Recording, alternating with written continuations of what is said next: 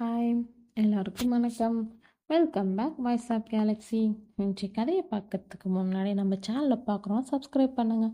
அப்படியே பெல் ஐக்கானையும் கிளிக் பண்ணுங்கள். வாங்க இன்றைய கதைக்கு போகலாம். அந்த அறைக்குள் பரவி இருக்கும் இருளுக்கு விட்டு விட்டு எரியும் வண்ண விளக்குகளின் ஒளிகள் மூச்சு காற்றை போல் உயிர் கொடுத்து கொண்டு இருந்தது. அங்கு ஒளிகள் துள்ளல் இசைக்கு ஏற்ப கூடியிருந்த ஆண்களும் பெண்களும் ஒன்றாய் இணைந்து துள்ளி குதித்து நடனமாடிக் கொண்டிருந்தனர். பெரும்பாலானவர்களின் முகங்கள் வெள்ளை நிறத்தில் சுருங்கியது போல் காட்சியளித்தாலும் சீனர்கள் என்றுமே தனி அழகுதான். சீனர்களின் கூட்டத்தில் சில மாநிலமுடைய தமிழர்களும் இருந்தனர். நடுத்தர வயதுக்கேற்ற கட்டுக்கோப்பான உடல் அமைப்பு, கண்களை கவரும் சிகை அலங்காரம், பல் துலக்கும் குச்சியில் இருக்கும் பிளாஸ்டிக் நார்களைப் போன்று கன்னத்தில் அளவான தாடி. ஜேம்ஸ் தன்னுடைய தோழியும் காதலியுமான மீராவுடன் நடனமாடினான். மீரா தமிழ் கலாச்சாரத்தில் வளர்ந்த பெண். சற்று நாகரிக வளர்ச்சி ஏற்ப போதுமான மாற்றங்களை மட்டுமே கொண்ட மீரா ஒரு டிஷர்ட் சாக்ஸுடன் முடிச்சிடாத தலைகளுடன் இமைக்கு ஏற்ற அழகுடன் ஜேம்ஸின் நடன திறமைக்கு ஈடு கொடுக்க முடியாமல் சோர்வடைந்தாள். போதும் ஜேம்ஸ், வா போகலாம் என்று இசைக்கு ஏற்ப நடனமாடிக் கொண்டிருப்பவனின் கைகளை பிடித்து மீரா இழுத்தாள். அவனும் வேறு வழியின்றி மீராவுடன் வெளியேறினான். அவர்கள் வெளியேறிய அறையின் வாயிலில் ஹங்கிரி ஹோஸ்ட் ஃபெஸ்டிவல் என்று ஆங்கிலத்தில் எழுதப்பட்ட வார்த்தைகள் மின்விளக்கின் ஒளியில் பிரகாசமான தோற்றத்தில் காட்சி தந்து கொண்டிருந்தது. அந்த பார்ட்டி ரூமில் இருந்து வெளியேறிய ஜேம்ஸ் மீரா இருவரும் சாலையில் நடந்தபடி பேசிக்கொண்டே இரவு உணவை சாப்பிட சாலை ஓரம் இருந்த ஹோட்டலுக்குள் நுழைந்தனர். மீராவிற்கு சாப்பிட என்ன வேண்டும் என்று கேட்ட ஜேம்ஸ் அவளுக்கு ஒரு நூடுல்ஸையும் தனக்கு ஒரு ஃப்ராக் ஃப்ரை மற்றும் ஃபிஷ் ரைஸையும் ஆர்டர் செய்துவிட்டு சாலை ஓரமாக இருந்த ஒரு மேஜையின் வந்து இருவரும் அமர்ந்தனர். எப்படிடா ஃப்ராகெல்லாம் சாப்பிட்ற சி என்று முகத்தை சுளித்தாள் மீரா.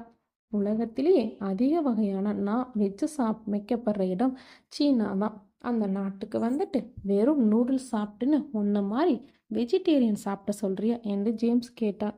ஏண்டா, நீ ஒரு டாக்டர், உனக்கு தெரியாதா நான்வெஜ் சாப்பிட்றது உடம்புக்கு எவ்வளவு ஆபத்துன்னு என்று மீரா கேட்க, இங்கே பாரு, உலகத்தில் 92% பேர் நான்வெஜ் தான் சாப்பிட்றாங்க.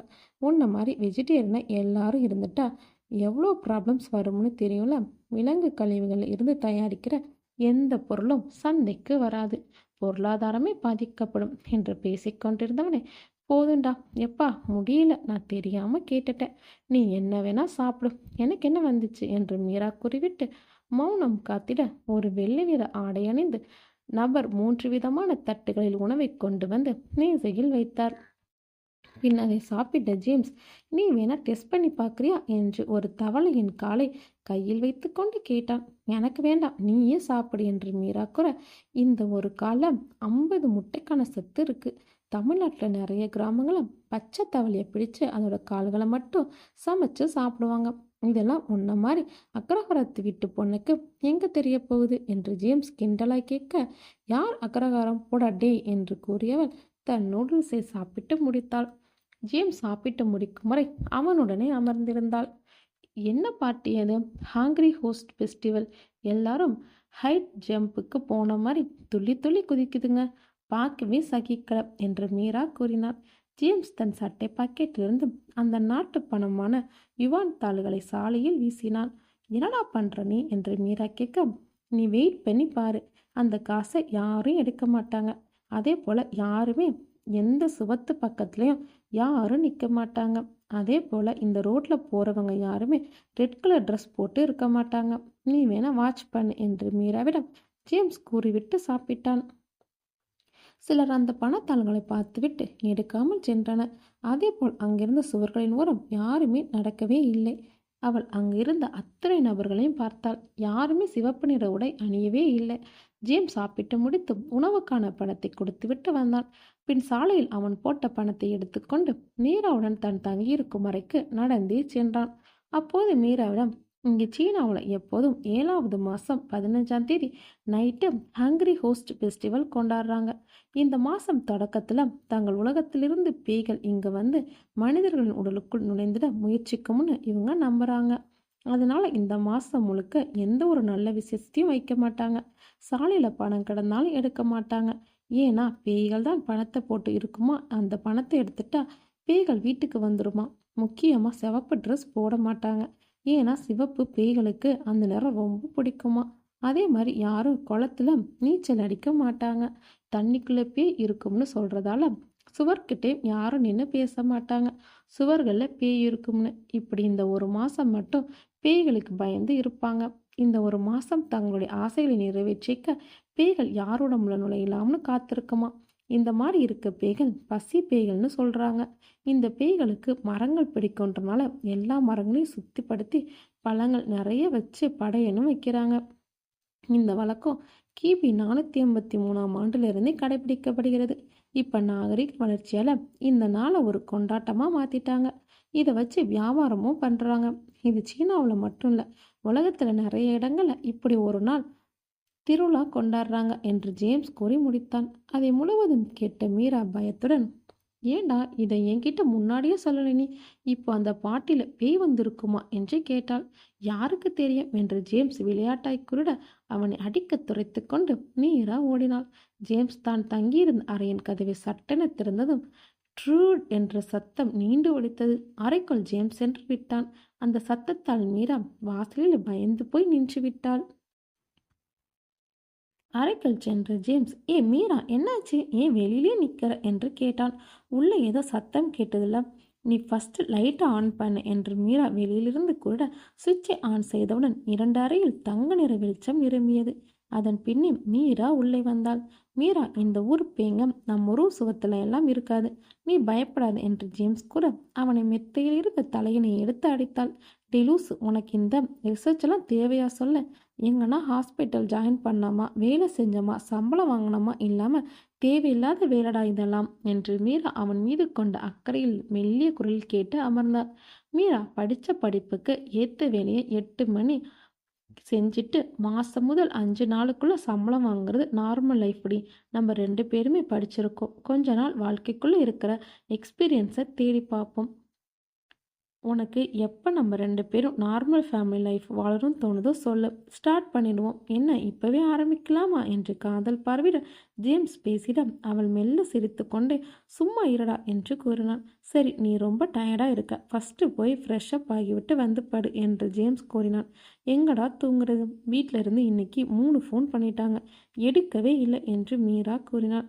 ஏன் லூசு, அட்டன் பண்ணி என்னன்னு கேட்க வேண்டியதானே என்று கூறியபடி ஜேம்ஸ் மீராவின் அருகில் அமர்ந்தான்.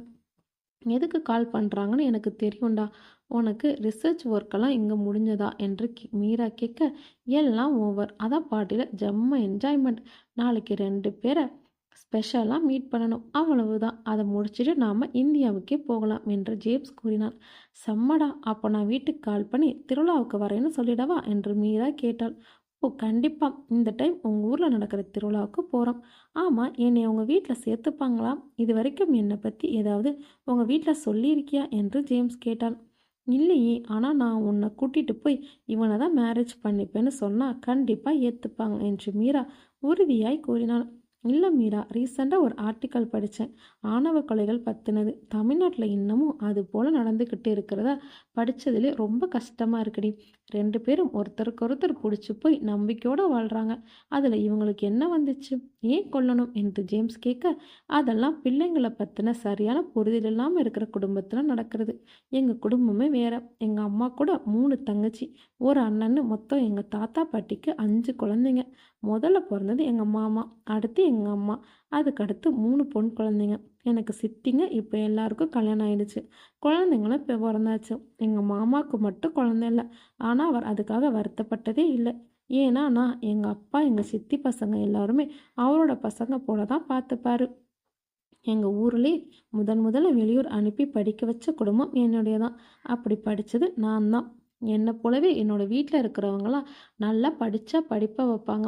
அதே மாதிரி எங்கள் ஊரில் எங்கள் குடும்பம் பெரிய குடும்பம் மட்டும் இல்லை, நல்ல மரியாதையான குடும்பம். எல்லாரையும் அன்பாக புரிஞ்சு நடந்துப்பாங்க. நீ இந்த திருவிழாவுக்கு என் கூட வந்து பாரு, உனக்கே புரியும் என்று மீரா கூறினாள். எனக்கு இப்போதான் மீரா ரொம்ப பயமாக இருக்கு.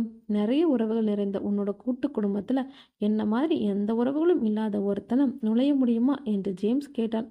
லூசு, அதெல்லாம் ஒன்றும் இல்லடா, நீ எங்கள் ஊருக்கு வா, உனக்கும் அந்த குடும்பம் சொந்தம்தான், புரியுதா என்று அவன் கைகள் மீது தன் கைகளை வைத்து மீரா கூறினாள். சரி, உங்க ஊர் பேர் என்ன சொன்ன என்று ஜேம்ஸ் கேட்க, சிறுமலைப்பாடி என்று மீரா கூறிட, இந்த பேரை நான் ஒரு ஆர்டிக்கலை படிச்சிருக்கேன் மீரா என்று ஜேம்ஸ் கூறியதும், எது நீ படிக்கிற நேஷ்னல் ஆர்டிகல்ஸில் தமிழ்நாட்டில் இருக்கிற குட்டி கிராமத்தை பற்றி படித்த அதை நான் நம்பணும். ஏண்டா டேய், எங்கள் ஊரில் இப்போ தான் எல்லாரும் மொபைல் யூஸ் பண்ணவே ஸ்டார்ட் பண்ணியிருக்காங்க என்று மீரா கூறியதும், அதுவும் சரிதான், உன்ன மாதிரியான பட்டிக்காட்டு பொண்ணு வளர்ந்த ஊரை பற்றி நான் எதில் படிச்சிருப்பேன் என்று கிண்டல் செய்வது போல் ஜேம்ஸ் கூறியதும் மீண்டும் தலையானால் மீரா ஜேம்ஸை அடிக்கத் தொடங்கினாள். பின் சில நிமிடங்களில் இருவரும் மெத்தையில் ஒன்றாய படுத்து உறங்கினர். அன்றைய காலையில் மீரா கண் விழிக்கையில் ஜேம்ஸ் கைபேசியில் யாருடனோ பேசிக் கொண்டிருந்தான். பின் மீரா யாரென்று சைகை மொழியில் கேட்டிட அவனும் சிரிப்பின் மூலமே பதில் கூறினான். பின் இருவரும் விமானத்திற்கு டிக்கெட்டுகளை புக் செய்துவிட்டு ஜேம்ஸ் அங்கிருந்த தேவாலயத்தில் மத போதகரை சந்தித்து நீண்ட நேரம் பேசினான். பின் நேஷனல் லைப்ரரி ஆஃப் சீனா என்ற நூலகத்தில் ஜேம்ஸ் ஒரு எழுத்தாளரை சந்தித்து பேசினான். அங்கிருந்த ஒரு புத்தகத்தையும் எடுத்துக்கொண்டான். பின்னரே சீன விமான நிலையத்திலிருந்து இந்தியாவிற்கு பறப்பதற்கு தயாராக இருந்த விமானத்தில் இருவரும் ஏறினர். பலத்த சோதனைகளுக்கு பின் விமானத்திற்கு நுழைந்த ஜேம்ஸ் மீரா இருவரும் தங்களுக்கென ஒதுக்கப்பட்ட இருக்கையில் அமர்ந்தனர். மீரா அமர்ந்து கொண்டதும் தன் கைபேசியிலிருந்து சீனாவில் எடுத்துக்கொண்ட சில புகைப்படங்களை தேர்ந்தெடுத்து ஒரு சில இணைய செயலிகளில் குட் பை சீனா என்று எழுதி பதிவிட்டான். உன் போட்டோ அப்லோட் பண்ணது போதும் மீரா, ஃபஸ்ட்டு சீட்டுக்கடியில் தேல் பாம்புன்னு ஏதாவது இருக்க போகுது, முதல்ல அது செக் பண்ணு என்று ஜேம்ஸ் கூறினான். போடா டேய் என்று எப்போதும் போல மீரா அவனை பரிகாசம் செய்தபடி அவனது கைகளை இறுக பற்றி கொண்டு கண்களை மூடிக்கொண்டார். ஏண்டி, எதுக்கு நீ எல்லாத்துக்கும் இப்படி பயப்படுற என்று ஜேம்ஸ் கேட்க, ஒழுங்கா மாய முடிட்டு வாடா என்று மீரா கட்டளையிட்டதும் ஜேம்ஸ் மௌனமானான். சில மணி நேர விமான பயணத்திற்கு பின் சென்னை விமான நிலையத்திற்கு இருவரும் வந்து சேர்ந்தனர். தீவிர சோதனைக்கு பயணிகள் உட்படுத்தப்பட்டனர். அதையெல்லாம் கடந்து தங்களது உடைமைகளுடன் மீராவும் ஜேம்ஸும் விமான நிலைய வாசலிருந்து ஒரு ஆட்டோவில் ஏறினர். ஆட்டோ ஓட்டுநர் பேருந்து நிலையத்திற்கு செல்ல 500 ரூபாய் ஆகும் என்பதை கூறிவிட்டு தான் இருவரையும் ஏற்றினார். இவர்களும் வேறு வழியின்றி அதற்கு சம்மதித்தனர். ஆட்டோவின் முன்பக்கத்தில் சில சாமி படங்களின் ஸ்டிக்கர் ஒட்டப்பட்டிருந்தது. கருப்பு கயிறில் சில முடிச்சுகள் போடப்பட்டு ஆட்டோவின் முன்பகுதியில் கட்டப்பட்டிருந்தது. ஆட்டோவை ஓட்டிக்கொண்டிருந்தவிடம், அண்ணா, என்ன கயிறுனா இது என்று ஜேம்ஸ் கேட்டான். இது திஷ்டி கயிறுப்பாம். நம்ம வளர்ச்சியை பார்த்து பொறாமப்படுறவங்க நம்ம தொழில் மேலே கண்ணு வைக்கிறவங்களிருந்து நம்மளை காப்பாற்றும் என்று அவர் சாலையை பார்த்தபடியே கூறினார். ஜேம்ஸ் சிரித்துக்கொண்டு, வேர்ல்டு ஃபுல்லாக இந்த கண் திஷ்டி போடுறது, அதுக்கு பரிகாரம் பண்ணுறதுன்னு கருப்பு கயிறு கட்டுறாங்க. அவங்களுக்கு அந்த கயிறு மேலே அவ்வளோ நம்பிக்கை இருக்குது என்று கூறினான்.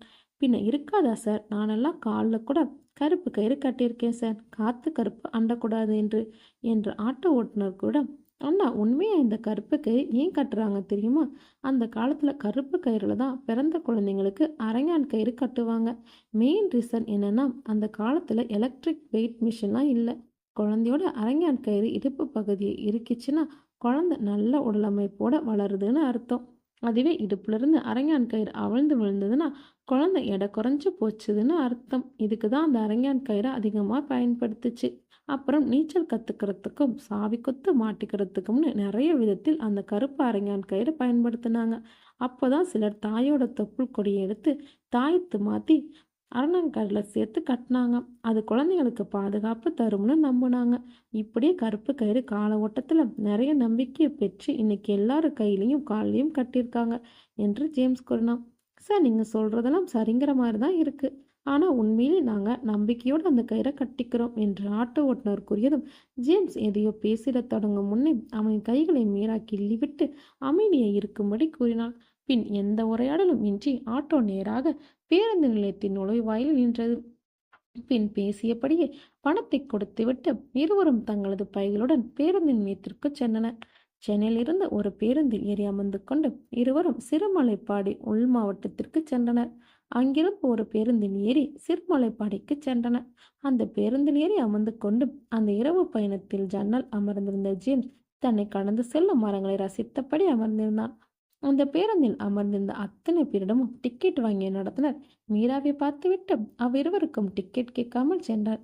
ஏன் நம்ம கிட்ட டிக்கெட் வாங்கல என ஜேம்ஸ் கேட்க, அதெல்லாம் அப்படிதான் என்று மீரா கூறினாள். அவன் எதுவும் புரியாத போல் நடித்தான். பச்சை மரங்களால் மூடப்பட்ட மலை ஒன்றின் அடிவாரத்தில் பேருந்து சுற்றியது.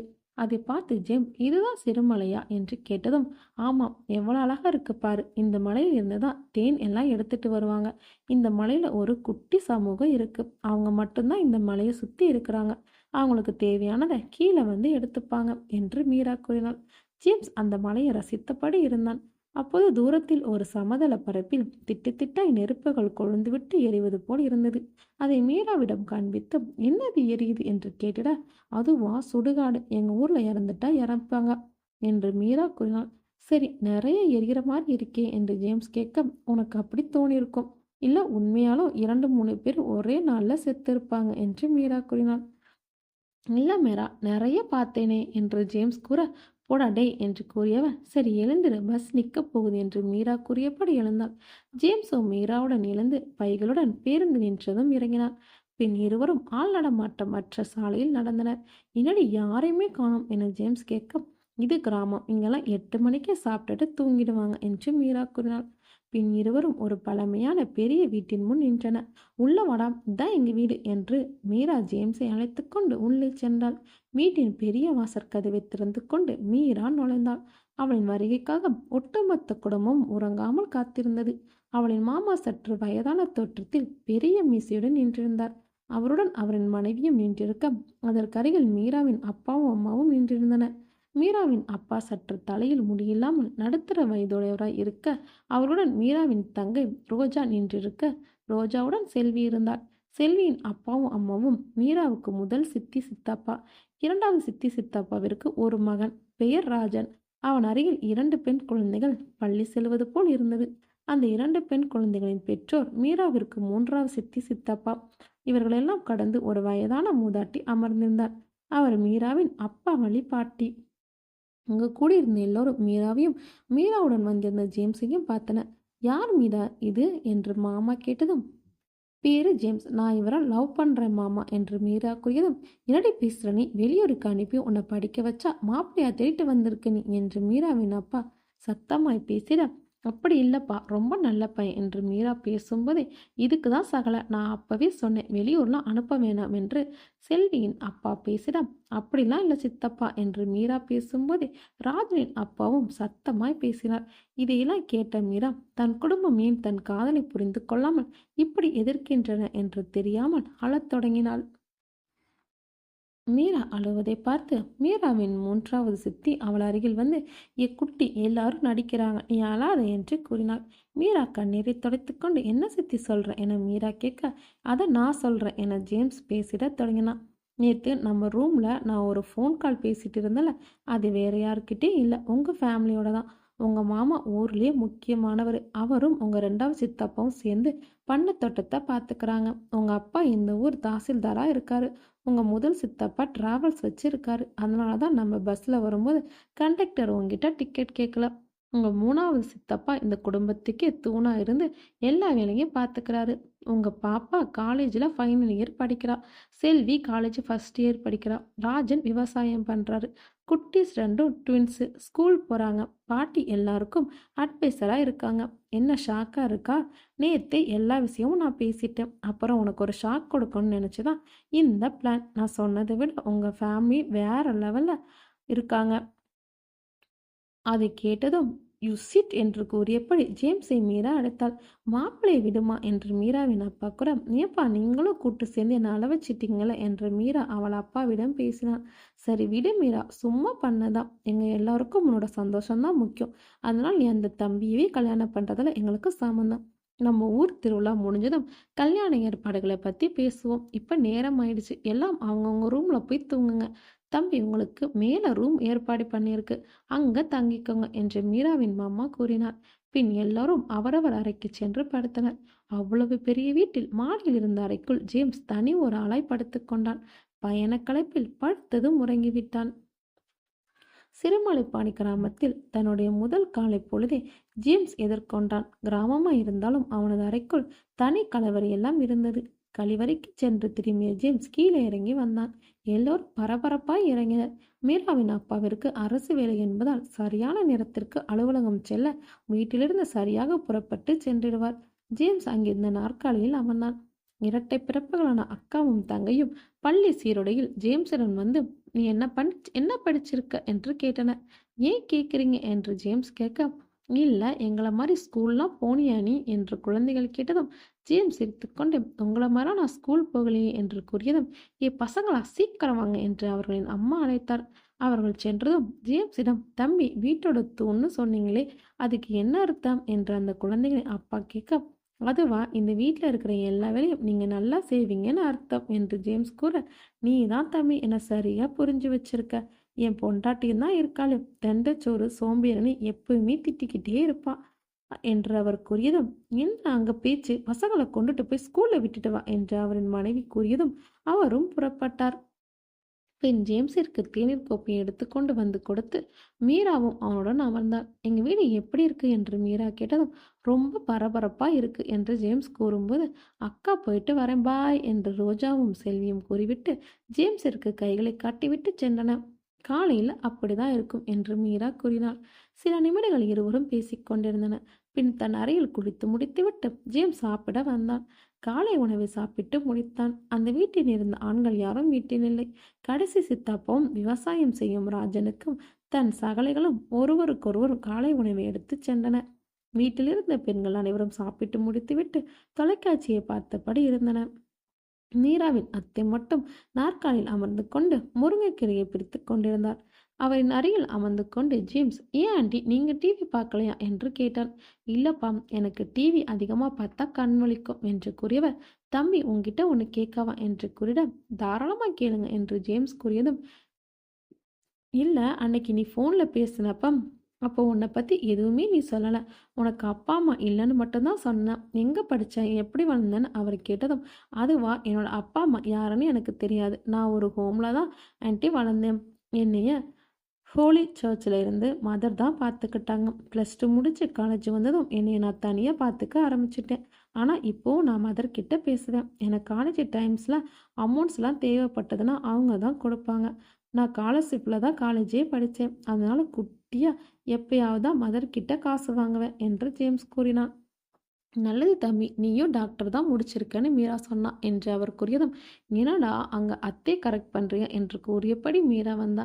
என்ன மீரா பேசுற நீ, இது வரைக்கும் நீ எப்படி வேணா பேசியிருக்கலாம். ஆனா இப்போ உன்னை கல்யாணம் பண்ணிக்க போறவர், கொஞ்சம் மரியாதையா பேசி பழகு என்று மீராவின் அத்தை கூறியதும், ஐயோ அத்தை, அதெல்லாம் இவன் பெருசா எடுத்துக்க மாட்டான், நீங்க ஃப்ரீயா விடுங்க என்று மீரா கூறியதும், என்னமோ பண்ணுங்க போங்க என்று கூறிவிட்டு அத்தை எழுந்து புறப்பட்டார். மீராவும் ஜோசப்பும் ஜேம்ஸும் சிரித்தனர். அன்றைய பணிகளை முடித்துவிட்டு எல்லோரும் இருட்டு முன்னமே வந்திருந்தனர். எப்போதும் போல் இரவு அனைவரும் ஒன்றாக சாப்பிட அமர்ந்தனர். மீராவின் அம்மாவும் அத்தையும் மட்டும் உணவு பரிமாறிட மீதி இருந்த அனைவரும் சாப்பிட்டனர். பாட்டி சாப்பிடும்போது, ஏன்பா பேராண்டி, நீ டாக்டருக்கு படிச்சிருக்கியாமே, எனக்கு இருக்கிற முதுகு வலிக்கு மருந்து இருந்தா கொடுப்பா என்று கேட்டதும், பாட்டிமா நான் படிச்சிருக்கிறது சைக்காலஜி, இருந்தாலும் முதுகு வலிக்கு ஆஸ்ட்ரோபேதிஸ்ட் டாக்டர் கிட்ட காட்டி என்ன மருந்து வேணுமோ அதை மெடிக்கலில் வாங்கிக்கலாம் என்று ஜேம்ஸ் கூறியதும், அப்போ நீ டாக்டர் இல்லையா என்று பாட்டி கேட்டுட, ஐயோ முதுகு வலியை பார்க்கறதுக்குன்னு தனி டாக்டர் இருக்காங்க. இப்போ உன் பேத்தி பல் டாக்டர்ல, அது போல அந்த தம்பி மனப்பிரச்சனையெல்லாம் பார்க்குற டாக்டர் என்று பாட்டி அருகில் அமர்ந்து மீராவின் அப்பா எடுத்து கூறினார். இரவு உணவை சாப்பிட்டு முடித்ததும் எல்லோரும் அவரவர் அறைக்கு சென்றனர். ஜேம்ஸ் சீனாவின் நூலகத்திலிருந்து எடுத்து வந்த புத்தகத்தை தன் அறையில் வாசிக்கத் தொடங்கினான். சில நிமிடங்கள் சென்றது. அந்த அறையில் அவனைத் தவிர யாருமே இல்லை. ஆனாலும் அவனுக்கு பின் ஏதோ ஒரு உருவத்தின் நிழல் செல்வது போன்று தோன்றியது. சட்டென்ன புத்தகத்திலிருந்து கண்களை திருப்பினான். அறைக்குள் உண்மையிலே யாரும் இல்லை. பின் அவன் அந்த புத்தகத்தை மூடி வைத்துவிட்டு அறையின் கதவை திறந்து கொண்டு வெளியே வந்து நின்றான். இருள் மட்டுமே இருந்தது. யாரும் இல்லை. அந்த அறையின் வரந்தாவில் அங்கும் இங்கும் நடந்தான். அவன் நடப்பதை நிறுத்திய பின்னும் யாரோ நடக்கும் சத்தம் கேட்டது. அவனுக்கு என்னவென்று புரியவில்லை. சத்தம் வருவதை கவனமாக கேட்டான். உடனே நடக்கும் சத்தம் என்றது. ஜேம்ஸிற்கு ஒன்றும் புரியவில்லை. அவனது கைபேசியில் மணியினை பார்த்தான். 11:50 என மணி காட்டியது. ஜேம்ஸ் வேறு வழியின்றி தன் அறைக்குள் சென்று படுத்துக்கொண்டான். ஜேம்ஸ் எப்போதும் எழுவது போல் அன்றும் எழுந்தான். காலையில் மணி 10 இருந்தது. வேறு வழியின்றி அந்த நேரத்திற்கு தான் கீழே வந்தான். அவன் கீழே வந்து அங்கிருந்த பெண்மணிகளை பார்த்து சிரித்தான். மீரா அவனுக்கு காலை உணவை கொண்டு வந்து கொடுத்தான். ஏண்டா கொஞ்சமாவது சீக்கிரம் எழுந்திருக்கலாம்ல என்று திட்டினாள். பின் கொடுத்த உணவை சாப்பிட்டு விட்டு கைபேசியை பார்த்தபடி அமர்ந்திருந்தான். அப்போது ராஜன் தன் இருசக்கர வாகனத்தில் வீட்டிற்கு வந்து ஒரு அறைக்குள் சென்று ஒரு கம்பில் சுற்றி வைக்கப்பட்டிருந்த கயிறை எடுத்துக்கொண்டு புறப்பட்டான். அப்போது மீராவின் அத்தை ராஜா என்று கூப்பிட, சொல்லுங்க அத்தை என்று ராஜன் கேட்க, நம்ம ஜேம்ஸையும் சும்மா பண்ண பக்கம் கூட்டிட்டு போப்பா, வீட்டுக்குள்ள தம்பி தனியா இருக்குது என்று கூறினான். அத்தை பண்ணைக்கு போல, வயலுக்கு தான் போறேன், அங்க கூட்டிட்டு போறேன் அண்ணா, வாங்களேன் என்று ராஜன் அழைத்தான். பின் ஜேம்ஸும் அங்கிருந்தவர்களுடன் சென்று வருவதாய் கூறிவிட்டு ராஜனுடைய இருசக்கர வாகனத்தில் அமர்ந்து கொண்டான். ப்ரோ, நீங்கள் என்ன படிச்சிருக்கீங்க என்று ஜேம்ஸ் கேட்டான். அண்ணா, நமக்கு இந்த படிப்பெல்லாம் மண்டைக்குள்ளே ஏறலை. நான் 8வது படிக்கும்போது பண்ணையில் வேலை பார்க்க ஆரம்பித்தேன். எங்கள் மாமா தான் ஒரு 10வது வரைக்குமாவது படின்னு சொன்னார். அவர் பேச்சுக்கு மதிப்பு கொடுத்து 10வது முடிச்சிட்டேன். இப்போ நானே நம்ம நிலம் முழுக்க விவசாயம் பண்ணுறேன். இப்போ கூட ஆளுங்க வாய்க்கா போடுறாங்க. அதுக்கு தான் இந்த கயிறு என்று ராஜன் கூறினான். சூப்பர் ப்ரோ என்று கூறி ராஜன் முதுகை தட்டி கொடுத்தான் ஜேம்ஸ். ஒரு ஒத்தையடி பாதையில் வாகனத்தை நிறுத்திவிட்டு உழுத நிலத்திற்குள் சென்றனர். ராஜன் கால்களில் காலணி எதுவுமின்றி சென்றான். ஜேம்ஸோ, நான் செப்பலை கழட்டி விட்டுட்டு வரவா என்று கேட்க, அதெல்லாம் வேணாண்ணா, பயிர் எதுவும் போடல, செப்பலோடே வாங்க, இல்லைன்னா வெயில் கால பதம் பார்த்துரும் என்று ராஜன் கூறினான். அங்கிருந்த ஒரு மரத்தடையில் ஜேம்ஸ் அமர்ந்து கொண்டு நிலத்தின் மண் வெட்டி கொண்டு அந்த சுட்டெரிக்கும் வெயிலில் தலையில் துண்டை கட்டிக்கொண்டு உடம்பில் சட்டை இல்லாமல் வியர்வையோடு பணிபுரியும் நபர்களைக் கண்டு வியந்து போனான். அங்கு வேலை செய்பவர்களை கைபேசியில் புகைப்படம் எடுத்து தன் இணையத்தில் ரியல் ஹீரோஸ் என்ற வார்த்தைகளுடன் பதிவிட்டான். மதியம் வரை கடனமாய் வேலை செய்தார்கள். பணி முடிந்ததும் நிழலுக்கு வந்தனர். அவரிடம், அண்ணா, நைட்டுக்கு வீட்டுக்கு வந்து காசு தரேன், இப்போ நம்ம வீட்டுக்கு வந்து சாப்பிட்டு போங்க என்று ராஜன் கூறினார். இருக்கட்டும் தம்பி, நீ வீட்டுக்கு போப்பா என்று பணிபுரிந்தவர்கள் ஒருவர் கூறினார். சரிண்ணா, நாளைக்கு காலையில் பயிர் போட்டுருவோம்னா, ஆளுங்க கிட்ட சொல்லிடுங்க என்று ராஜன் கூறிவிட்டு ஜேம்ஸை அழைத்து கொண்டு வீட்டிற்கு சென்றான். மதிய உணவை ராஜன், மீராவின் மாமா, சின்ன சித்தப்பா, பாட்டி இவர்களுடன் ஜேம்ஸ் சாப்பிட்டு விட்டு தன் அறைக்குள் சென்று புத்தகத்தை படிக்கத் தொடங்கினான். அப்படியே மெத்தியில் படுத்து தூங்கியும் விட்டான். கண் விழித்தால் இருள்மயமாய் காட்சி தந்தது. வேறு வழியின்றி கீழே சென்று குழந்தைகளுடன் விளையாடிவிட்டு மீண்டும் இரவு உணவை சாப்பிட்டு விட்டு மேலே வந்தான். அந்த நேரத்தில் ஜேம்ஸை பார்க்க மீராவும் அவனது அறைக்கு வந்தாள். என்னடா போரா இருக்கா என்று மீரா கேட்க, அதெல்லாம் இல்லடி, ஒரு ரொட்டேஷன் லைஃப் மாதிரி இருக்கு என்று ஜேம்ஸ் கூறியதும், நம்ம மேரேஜ் முடிஞ்சதும் நம்ம வெளியில போயிடலாம்டா என்று மீரா கூறினாள். உடனே மீராவை கீழே உள்ளவர்களை அழைத்தனர். மாலையில் ஜேம்ஸ் உறங்கிவிட்டதால் நீண்ட நேரமாகியும் அவனுக்கு இரவில் உறக்கம் வரவில்லை. மடிக்கணினியில் சில தேசிய கட்டுரைகளை வாசித்துக் கொண்டிருந்தான். அப்போது வாசலில் ஒரு சத்தம். கிளிக் கிளிக் என்ற சிறு கற்களை பெட்டுக்குள் அடைத்து வைத்து எழுப்பும் ஒலி போய் கிடந்தது. அந்த ஒலி முடியும் முன்னே, எல்லையம்மா சொல்லுறா, எல்லையம்மா சொல்லுறா, கிழக்கு திசையிலிருந்து வந்த ஒரு பிரேதம் இந்த வீட்டை ஆட்டி படிக்க போகுது. தன் கட்டுப்பாட்டுக்குள்ள இந்த வீட்டை வச்சிருக்கும். அந்த பிரேதத்தின் ஆசையை நிறைவேற்றினா உங்களுக்கு விடுதலை உண்டு. என் தேவி எல்லையம்மா சொல்றா, எல்லையம்மா சொல்றா என்று கூறியவனை காண ஜேம்ஸ் தன் அறையிலிருந்து எழுந்து சென்று பார்த்தான். தலையில் ஒரு வண்ணத் துணியால் தலைப்பாங்கி அணிந்தவன் தோளில் ஒரு பையுடன் கையில் ஒரு சிறு உடுக்கை போன்ற ஒன்றால் மீண்டும் கிளிக் கிளிக் என்ற ஒளியை எழுப்பினான். அவனது சப்தத்தில் உறங்கிக் கொண்டிருந்தவர்கள் எழுந்தனர். ராஜன் அப்பா வெளியே வந்து, ஒழுங்கா ஓடி போயிடு, அத்தராத்தில வந்து புலம்பிட்டு இருக்க போடா என்று சத்தமிட்டார். அவனும் அந்த ஒளியை எழுப்பிக் கொண்டே சென்றான். பின் ராஜன் அப்பா உள்ளே சென்றார். ஜேம்ஸ் மேலே இருந்து அனைத்தையும் கவனித்தான். எப்போதும் போல் காலையில் ஜேம்ஸ் எழுந்து கழிவறை சென்று முகத்தினை கழுவி கொண்டு கீழே வந்தான். அன்று ரோஜா, செல்வி, குழந்தைகள், மீராவின் அப்பா, ராஜன் என எல்லோரும் வீட்டிலேயே இருந்தனர். ஜேம்ஸை பார்த்ததும் குழந்தைகள் கைகளால் குட் மார்னிங் வைத்தனர். பதிலுக்கு கைகளை ஊர்த்திய ஜேம்ஸ், ஸ்கூலுக்கு போகல என்று மெதுவாய் கேட்டனர். இல்லை, இன்னைக்கு சண்டே என்ற பதிலும் மெதுவாய் வந்தது. எல்லோரும் கூடி நிற்க, ஐயோ, இந்த குடும்பத்துக்கா எல்லையம்மா இப்படி ஒரு வாக்கு சொல்லணும் என்று பாட்டி கூறி அழுதாள். மீராவின் அம்மா, எதுக்குப்பா நீ இப்போ அழுவுற, அவன் சொன்னதெல்லாம் ஒன்றும் நடக்காது, பேசாம இரு நீ என்று சத்தமிட்டார். ஜேம்ஸ் அருகில் இருந்த மீராவின் 3வது சித்தப்பாடம் என்னாச்சு என்று ஜேம்ஸ் கேட்க, நைட்டு ஒரு குடுகுடுக்கப்பாரம் ஏதோ தப்பா குறி சொல்லிட்டு போயிருக்கான் தம்பி, அதோட எஃபெக்ட் தான் இது, பாட்டி உண்ணாவிரதம் என்று அவர் கூறினார். ஓ அப்படியா என்று ஜேம்ஸ் தனக்கு எதுவும் தெரியாது போல் காட்டிக்கொண்டான். அப்போது மீராவின் மாமா, அம்மா, அந்த ஆள் ஏதாவது தப்பாக சொல்லியிருப்பான், நீங்கள் அதெல்லாம் நினச்சி சாப்பிடாம இருக்காதீங்க என்று கூறினார். தம்பி, அப்படி இல்லை, அவங்க எல்லாம் ஹரிச்சந்திரன் மாதிரி பொய் பேச மாட்டாங்க என்று பாட்டி கூறினார். உடனே மீராவின் அப்பா, நீ சும்மாவே இருக்க மாட்டியே என்று கேட்டுவிட்டார். அங்கு அமைதியாக இருந்த அத்தனை பேரையும் தாண்டி அங்குள் அவங்க சொல்றது சரிதான். குடுகுடுப்பக்காரங்க முன்னெல்லாம் ஒவ்வொரு ஊருக்கும் போய் அந்த ஊர் சுடுகாட்டில் இருக்கிற ஹரிச்சந்திரன் கோவிலில் வணங்கிட்டு ஒவ்வொரு தெருவுக்கும் வாக்கு சொல்லுவாங்க. அவங்க பேசுகிற மொழி எழுத்து மொழியா இல்லாத ஒன்று. சிவனே தன்னுடைய சூலாயத்தால் நாக்க கீறிவிட்டு தன்னுடைய உடுக்கையை கொடுத்து அவங்க குறி சொல்ல அனுப்பி வைப்பதா ஒரு கதை உண்டு. அவங்க கையில் வச்சிருக்கிற உடுக்க வெள்ளொருக்கன் வேர்க்கட்டையால் அவங்களே செய்வாங்க. மற்றவங்க யாரையும் அந்த உடுக்கையை தொட அனுமதிக்க மாட்டாங்க. இப்படி பக்தியோடு இருக்கவங்க சொன்னது உண்மையாக கூட இருக்கலாம்.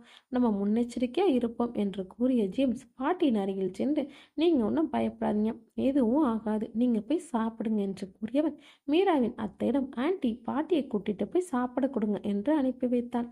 பின் பாட்டி சென்றதும், உண்மையிலே முந்தைய காலத்தில் இது போல குறி சொல்லும் குடுகுடுப்பக்காரங்க ஒரு ஊராக பயணம் பண்ணாங்க. இப்போ அவங்க எல்லாம் ஒரே இடத்துல தங்க ஆரம்பிச்சிட்டாங்க. சொல்லப்போனால் அவங்க வீட்டு பசங்க எல்லாம் ஸ்கூல் காலேஜ்னு படிக்க ஆரம்பிச்சிட்டாங்க. பெரும்பாலும் யாரும் குறி சொல்கிறதே இல்லை. அதனால் நேற்று நைட்டு வந்த ஆள் முதல்ல யாருன்னு கண்டுபிடிச்சா எல்லாம் தெரிஞ்சிடும் என்று ஜேம்ஸ் கூறி முடித்தான். பாட்டிக்காக அவன் வரலாறு பேசியதும் தற்போது அவன் பேசியதும் அவனின் சமயோஜித அறிவை வெளிப்படுத்தியது. அங்கிருந்த அனைவரும், சரி எல்லோரும் வாங்க சாப்பிடலாம் என்று மீராவின் அம்மா அழைத்தார். எல்லோரும் சென்று காலை உணவை சாப்பிட்டு முடித்தனர். செல்வியின் அப்பா வீட்டை விட்டு வேலை விஷயமாக வெளியில் செல்ல புறப்பட்டார். வாசலுக்கு சென்றவர் பின் மீண்டும் வீட்டிற்குள் வந்து, மீரா, ஊர்க்காரங்கெல்லாம் வந்திருக்காங்க, மாமா வர சொல்லு என்று கூறினார். மீரா போய் அழைத்ததும் மாமா வெளியே வந்தார். ஊரின் தலைவர்கள் கோவில் பத்திரிகை வைப்பதற்காக வந்திருந்தனர். எல்லோரும் ஒன்றாய் இணைந்து தாம்பூலத்தட்டில் பத்திரிகையும் வாழைப்பழம் வெற்றிலை பாக்கு வைத்து திருவிழாவை கூட இருந்து சிறப்பாக செஞ்சு தரணும் என்று கூறினார்.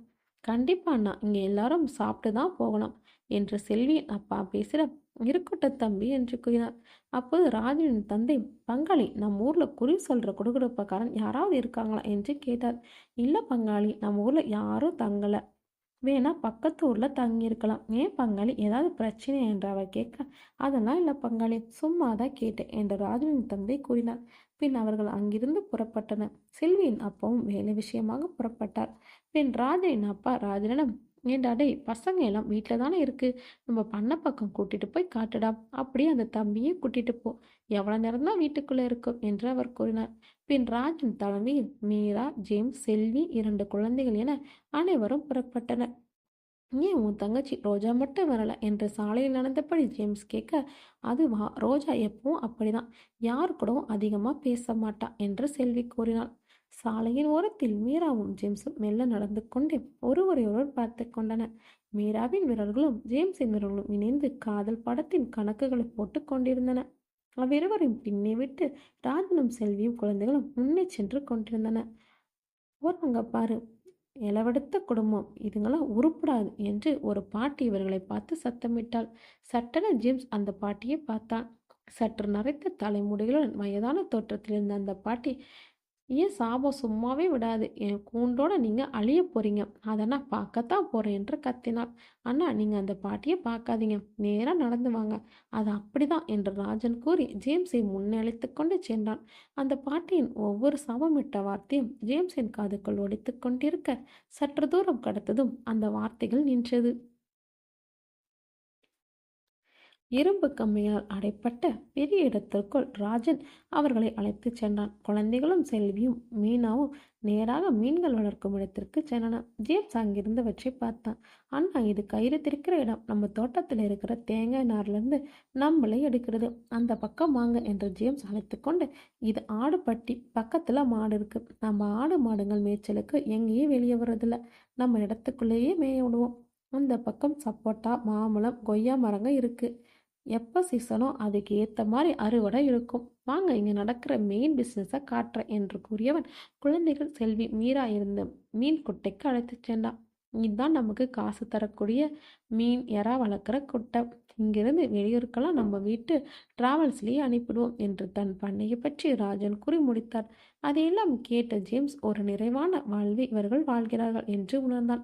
பின் ஏற்கனவே பண்ணையில் பறித்து வைக்கப்பட்ட இந்த இளநீரை வெட்டி எல்லோருக்கும் ராஜன் குடிக்க சொல்லி தந்தான். அதை வாங்கி ஜேம்ஸ் குடித்து முடித்தான். பின் ராஜனை அழைத்து, யார் அவங்க, ஏன் அப்படி பேசுறாங்க, சாபம்னு சொல்றாங்க என்று ஜேம்ஸ் கேட்டாள். அந்த பாட்டியாம் நம்ம கடைசி சித்தாப்பாவுக்கு ஒரு விதத்தில் அவங்க சொந்தக்காராங்க. அவங்களோட பேரன் ஒரு பெரிய தப்பு பண்ணான். அதுக்கு அவங்க அப்பாவும் துணையா இருந்தாரு. இதனால அந்த 2 பேரையும் போலீஸ் அரெஸ்ட் பண்ணிடுச்சு. இப்ப 2 பேரும் ஜெயில இருக்காங்க. அந்த பாட்டியோட மகனும் பேரனும் ஜெயில இருக்கிறதுக்கு நம்ம குடும்பம் தான் காரணம்னு நினைச்சிட்டு நம்மள யாரை பார்த்தாலும் அவங்க திட்ட ஆரம்பிச்சிடுவாங்க. நம்ம யாரும் அவங்க பேச்ச பெருசா எடுக்கிறதில்ல என்று ராஜன் கூறினான். அதை கேட்டதும் ஜேம்ஸ் மௌனமானான். அப்போது செல்வி ராஜனை அழைத்து கொய்யாப்பழம் பறித்து கொடுக்க சொன்னான். ஜேம்ஸும் அவர்களை நோக்கி சென்றான். அங்கு நின்றிருந்த மீரா, எனக்கு அந்த பழம் வேணும் என்று கேட்க ஜேம்ஸ் மீராவை தூக்க முயன்றான். செல்வி வேகமாய் சிரித்திட பின் ஜேம்ஸ் ஒரு குழந்தையை தூக்கினான். ராஜன் மற்றொரு குழந்தையை தூக்கிட கிளையிலிருந்த கொய்யாப்பழம் பறிக்கப்பட்டது. அப்போது ராஜன் கைபேசி ஒலிக்கும் சத்தம் கேட்டது. உடனே ராஜன் தன் கைபேசியை எடுத்து, ஹலோ, ஆமா தெரியும், அப்படியா, நான் வரேன் அங்க என்று அந்த அழைப்பில் பேசினான். பின், அண்ணா நீங்க பத்திரமா எல்லாரையும் கூட்டிட்டு வீட்டுக்கு போங்க, நான் ஒரு இடத்துக்கு போயிட்டு வரேன் என்று கூறினான். நீ இப்ப பதட்டப்படுற, என்னாச்சு என்று ஜேம்ஸ் கேட்க, ஒண்ணும் இல்லைண்ணா, நான் போயிட்டு வரேன், நீங்க பார்த்து கூட்டிட்டு போங்க என்று ராஜன் கூட. நீ ரொம்ப பதட்டப்படுற, எனக்கு பயமா இருக்கு, நீ ஜேம்ஸ் கூட கூட்டிட்டு போ, நான் பசங்களோட வீட்டுக்கு போறேன்.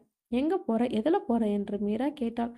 பக்கத்துல யார்கிட்டயாவது பைக் வாங்கிட்டு தான் போகணும், நான் போயிட்டு கால் பண்றேன் என்று ராஜன் கூறிவிட்டு வேகமாய் சென்றான். அவனை பின்தொடர்ந்து ஜேம்ஸும் சென்றான். அங்கிருந்த ஒரு வீட்டில், மாமா பைக் இருந்தா கொடுங்க, கொஞ்சம் வெளியில போகணும் என்று ராஜன் கேட்க, மச்சான் வண்டியை மருமகன் எடுத்துட்டு போயிருக்காண்டா, கார் இருக்கு எடுத்துட்டு போறியா என்று அந்த வீட்டில் இருந்தவர் கேட்க, சரி சாவியை கொடு மாமா என்று ராஜன் கேட்டதும் அவர் வீட்டிலிருந்து சாவியை கொண்டு வந்து கொடுத்தார். அதை வாங்கி கொண்டு காரை ராஜன் எடுத்தான். ஜேம்ஸும் காருக்குள் அமர்ந்து கொண்டான். திடீரென ஒருவன் வாகனத்தை கேட்டதும், ஏன் எதற்கு என்றெல்லாம் கேட்காமல் கொடுக்கிறார்களே, என்ன மனிதர்கள் இவர்கள், இப்படியும் உறவுகள் இணைந்து வாழ்கிறார்களே என்று ஜேம்ஸ் மனதில் நினைத்தான். ராஜா, எங்க போறோம், என்னாச்சு என்று ஜேம்ஸ் கேட்டான். ராஜன் சற்று பதத்துடன், சின்ன பெரியப்பாவுக்கு ஆக்சிடென்ட் ஆயிடுச்சாம், ஹாஸ்பிட்டல்ல இருக்காராம் என்று கூறினான். செல்வி அப்பாவுக்கா, எப்படிடா என்று ஜேம்ஸ் கேட்க, தெரியல, நான் ஹாஸ்பிட்டல் போனாதான் தெரியும் என்று ராஜன் கூறிவிட்டு வேகமாய் காரை ஓட்டினான். பின் வாகனம் மருத்துவமனை நிறுத்தப்பட்டது. இருவரும் உள்ளே சென்று பார்த்தனர். செல்வியின் அப்பா கால்களில் கட்டுடன் படுத்திருந்தார். அங்கு ஒருவர் நின்றிருந்தார்.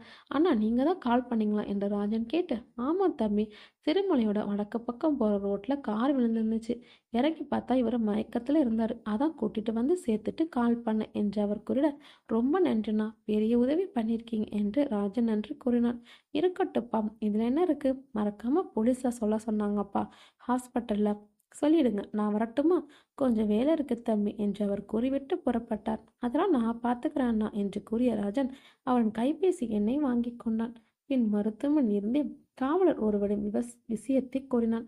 இது ஒன்றும் பிரச்சனை இல்லை ராஜன், ஹாஸ்பிட்டலில் நம்ம கான்ஸ்டபிள் பேச சொல்கிறேன், இது எப்படி நடந்துச்சு பெரியப்பா கிட்ட கேளு, ஏதாவது சந்தேகப்படுற மாதிரி ஒரு கம்ப்ளைண்ட் எழுதி கொடு, ஆக்ஷன் எடுத்துக்கலாம் என்று காவலர் கைபேசியில் பேசி முடித்தார். அங்கு பெரியப்பா அருகில் ஜேம்ஸ் நின்றிருந்தார். அப்போது மருத்துவர் ஒருவர் வந்து ஜேம்ஸிடம் பேசினார். பின் இருவரும் கைக்குலுக்கி பிரிந்தனர். ராஜன் ஜேம்ஸிடம் வந்து, என்னம்மா டாக்டர் சொல்கிறாங்க என்று கேட்க, பயப்படுற அளவுக்கு ஒன்றும் பெரிய அடி இல்லை ராஜன், என்ன 2-3 நாளைக்கு ஃபுல் ரெஸ்ட் எடுக்கணும், இப்போவே கூட்டிகிட்டு போகலான்னு டாக்டர் சொல்லிட்டாரு, அவருக்கு சுகர் பிபி இருக்கிறால கொஞ்சம் பயத்தில் மயங்கிட்டாருன்னு டாக்டர் சொல்கிறாரு, மயக்கம் சரியாகி கண் விழிச்சதும் வீட்டுக்கு கூட்டிகிட்டு போகலாம் என்று ஜேம்ஸ் கூறினான். அண்ணா, இது எப்படி இப்போ வீட்டுக்கு சொல்ல போகிறேன்னு தெரியல என்று ராஜன் கூறினான். எப்படியும் வீட்டுக்கு கூட்டிகிட்டு போய்தானே ஆகணும் என்று ஜேம்ஸ் கூறினான். அவர் படுக்கையில் காலில் கட்டுடன் படுத்திருந்தார். குழந்தைகளையும் செல்வியையும் வீட்டுக்கு அழைத்து வந்த மீரா வீட்டில் இருந்த அனைவரும் பண்ணையில் நடந்ததை பற்றி கூறினார். ராஜனின் அப்பா, அவனுக்கு ஃபோனை போடுமா, எங்கே போயிருக்கான்னு தெரியல, என்ன பிரச்சனை என்று கூறிட, எதுக்கு இப்போ அவனுக்கு ஃபோனு, சொல்ல வேண்டிய விஷயமா இருந்திருந்தா அவனே சொல்லியிருப்பான், கூட அந்த தம்பியும் போயிருக்கல, இருங்க பார்ப்போம் என்று மீராவின் மாமா கூறினார். பின் வீட்டில் இருந்த அனைவரும் காத்திருந்தனர். வாசலில் வந்து நின்றது கார். கதவை திறந்து கொண்டு ஜேம்ஸ் முதலில் இறங்கினார். பின் இருக்கை கதவை திறந்து செல்வியின் அப்பா அவர் கை கொடுத்து கீழே இறக்கினான். அதற்குள் ராஜன் இறங்கி வந்து இன்னொரு பக்கம் அவரை தாங்கியபடி வீட்டிற்குள் அழைத்துச் சென்றான். அவரின் காலில் போட்டிருக்கும் கட்டை பார்த்து அவரின் மனைவியும் செல்வியும் கண்ணீர் விட்டன. பின் ராஜன் விபத்து நடந்ததை பற்றி கூறினான். வீட்டில் உள்ள எல்லோருக்கும் சோகம். திருவிழா நடக்க உள்ள நேரத்தில் விபத்து ஏற்பட்டதில் வேறு கவலை தொற்றி கொண்டது. அன்றைய பகல் பெரும் மௌனத்தில் கழிந்தது. இருள் சூழ்ந்த அந்த நேரத்தில் ஏதோ துர்நாற்றம் வீசுவது போல் வீட்டிற்குள் இருந்த அனைவரும் உணர்ந்தனர். ராஜின் அப்பா, அந்த ஸ்டோர் ரூம்ல எலியதா செத்து கிடக்கும், அதான் இப்படி நாத்தடிக்குது. நாளை காலைல வந்து முருகனை பார்க்க சொல்லணும் என்று கூறினார். பின் இரவு உணவை அனைவரும் உண்டனர். பாட்டியின் அருகில் ரோஜா, செல்வி, குழந்தைகள் என அனைவரும் அமர்ந்திருந்தனர். செல்விக்கு பாட்டி, அப்பாவுக்கு ஒன்றும் இல்லை, எல்லாம் சரியாகிடும் என்று ஆறுதல் கூறினார். அப்போது பாட்டி, ஏதாவது பேய் கதை சொல்ல என்று கேட்டாள். அவளின் பேச்சை காதில் வாங்கிக் கொண்டு ஜேம்ஸ் மாடியில் உள்ள அவனது அறைக்கு சென்றான். மாடியில் நின்று கொண்டு பாட்டி கூறுவதை கவனித்தான். இது கதையெல்லாம் இல்லை, அவங்க தாத்தா மோகினி பேயை பார்த்து இருக்காரு. அவர் மட்டும் இல்லை, நிறைய பேர் பேயை பார்த்துருக்காங்க என்று பாட்டி கூறிட, என்ன சொல்ற பாட்டி என்று ரோஜா கேட்க, ஆமாண்டி, அந்த காலத்துல நெல்லுக்கு தண்ணி பாய்ச்ச உன் தாத்தா ராத்திரில தான் போவார். ஒரு முறை அவர் கூட 2 பேரும் சேர்ந்து தண்ணி மாய்ச்சலுக்காக. அப்ப வெள்ளையா ஒரு உருவம் கால் இல்லாம முடியெல்லாம் களைச்சி விட்டு நடந்து போச்சாம். அதை பார்த்ததும் உங்க தாத்தாலும் கூட இருந்தவங்களும் தரையில படுத்துக்கிட்டாங்களாம். அதனால அன்னைக்கு உயிர் பிழைச்சிட்டாங்களாம் என்று கூறிய பாட்டி, சரி பாட்டி, தாத்தா பேயை பார்த்து இருக்காரு, அதே போல சாமியை பார்த்து இருக்காரா என ரோஜா கேட்டா. பார்த்துருக்காரு. அப்போலாம் ஆம்பளை சாமியெல்லாம் வேட்டைக்கு போகும், பொம்பளை சாமியெல்லாம் நைட்டு நேரத்தில் குளிக்கிறதுக்கு நம்ம ஊர் பழைய குளத்துக்கு வருமா. அப்படி போகும்போது வாசலில் படுத்திருக்கவங்களுக்கு கொலுசு சத்தம் கேட்குமா. ஒரு முறை அப்படி போகும்போது எதிர வந்த ஒருத்தவனை சாமி அடித்து சாகடிச்சிடும்னு உன் தாத்தா என்கிட்ட சொல்லியிருக்கான் என்று பாட்டி கூறினார். மீராவின் 3வது சித்தி தன் இரட்டை குழந்தைகளை பாட்டிக்கிட்டே கதைக்கிட்டது போங்க, வாங்க தூங்கலாம், நாளைக்கு ஸ்கூலுக்கு போகணும் என்று கூறியபடி அழைத்துச் சென்றார்.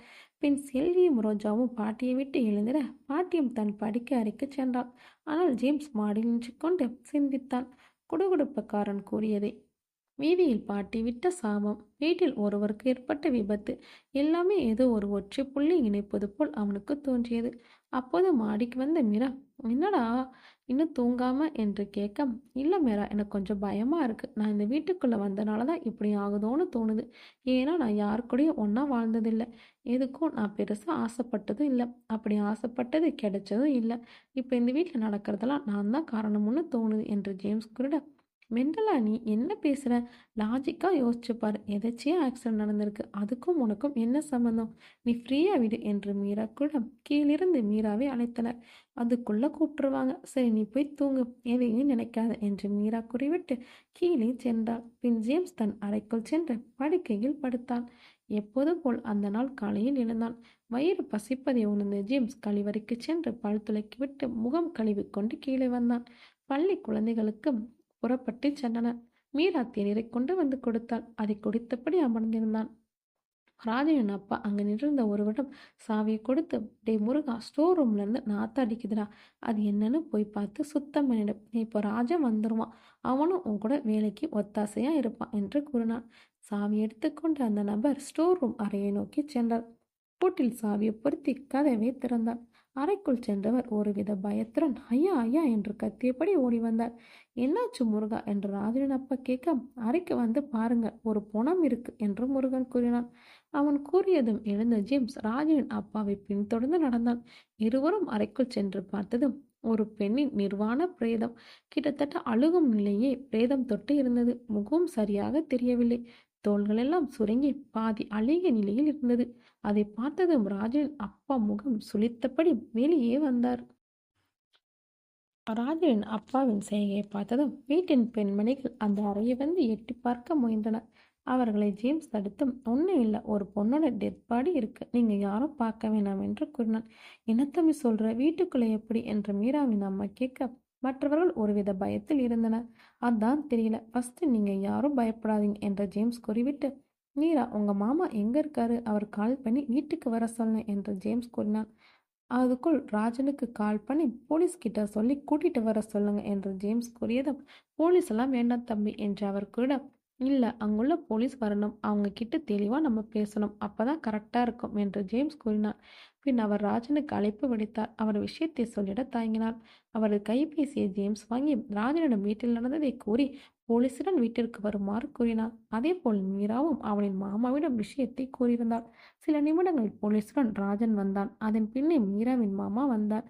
போலீஸ் பிணத்தை பார்த்துவிட்டு, எப்படிங்க வீட்டுக்குள்ள டெட் பாடி வரும், அதுவும் பூட்டின ரூமுக்குள்ள சொல்றீங்க என்று காவலர் ஒருவர் கேட்க, அதான் சார் தெரியல என ராஜனின் அப்பா கூறி எல்லாம் பாழாப்போன ஆவிங்க செய்கிற வேலை சார். கிழக்கு திசையில் இருந்து வந்ததுன்னு குடுப்பக்காரன் சொன்னான் என்று அழுது கொண்டே பேசினாள். யார் இவங்க, என்ன சொல்கிறாங்க என்று காவலை கேட்க, சார் எங்கள் வீட்டு பெரியவங்க இவங்க தான். 2 நாள் முன்னாடி குடுப்பக்காரன் நைட்டில் வந்து சொன்னதை சொல்கிறாங்க. நீங்கள் எதுவும் தப்பாக எடுத்துக்காதீங்க என்று கூறிய மீராவின் மாமா, அம்மா உள்ளே கூட்டிட்டு போங்க என்று தன் மனைவியிடம் கூறினார். போலீசார் என்ன செய்வது என்று தெரியாமல் முழித்தார். காரணம், இந்த குடும்பத்தை பற்றி அவர்களுக்கு நன்கு தெரியும். இருப்பினும் வீட்டிற்குள் ஒரு பிணம் உள்ளது, அதுவும் அழுகிய நிலையில். போலீசாரின் சந்தேகம் எல்லாம் வீட்டில் இருப்பவர்களின் மீதுதான் இருந்தது. உங்க வீட்டில் இருக்கிற எல்லாரையும் தனியா விசாரிக்கணும் என்று காவலர் கூறினார். ஓகே சார், நீங்க எப்ப வேணாலும் வந்து விசாரிக்கலாம் சார். ஆனா நாளையிலிருந்து திருவிழா ஆரம்பிக்குது என்று மீராவின் மாமா கூறினார். புரியுது சார், உங்க ஃபேமிலி பத்தி எனக்கு நல்லா தெரியும். ஆனா வீட்டுக்குள்ள பாடி இருக்கு. ஸோ நாங்கள் ப்ரொசீஜராக இன்வெஸ்டிகேஷன் பண்ணியே ஆகணும் என்று காவலர் கூறினார். பின் காவலர் ஜேம்ஸ் தனிமையில் பேசினான். அதன் பின் ஆம்புலன்ஸ் வரவழைக்கப்பட்டு அந்த பெண்ணின் பிரேதத்தை துணியால் மூடி ஸ்ட்ரக்சரில் வைத்து கொண்டு சென்றனர். வீட்டில் இருந்தவர்களை மௌனமாய் இருந்தனர். அறையை சுத்தம் செய்ய வந்த முருகன் சுத்தம் செய்யாமலே புறப்பட்டார். மீராவின் மாமா, நான் திருவிழா விஷயமா வெளில போயிட்டு வந்துடுறேன், நீங்க எல்லாரும் சாப்பிடுங்க என்று கூறிவிட்டு வீட்டின் வாசலை தாண்டினார். அவரின் கார் டயர்களில் காற்றில்லாமல் இருந்தது. அதை பார்த்தவுடன் என்ன செய்வதென புரியாமல் மீண்டும் வீட்டிற்குள் நுழைந்தான். அப்போது அவன் மனைவி, ஏங்க, ஊரை விட்டு வெளில எங்கேயும் போக வேண்டாம், நம்ம வீட்டில் இருந்த பொண்ணோட ஆவி ஏதாவது செஞ்சிட போகுது, வீட்டுக்குள்ளே இருப்போம் என்று மீராவின் அத்தை கூறினாள். என்ன பேசுற நீ? யாரோ ஒருத்தன் எதையோ சொல்லிட்டு போயிட்டான். எப்படியோ ஒரு பொண்ணோட பிணம் வீட்டுக்குள்ள வந்துருச்சு. அதுக்காக நம்ம வெளியில எங்கேயும் போகாம வீட்டுக்குள்ள இருக்க முடியுமா என்று பேசுறார். அண்ணா, அந்த பொண்ணு உடம்பு எப்படி நம்ம வீட்டுக்குள்ள வந்துச்சு? அதுக்கு என்ன பிரச்சனை? நம்ம என்ன செய்யணும்?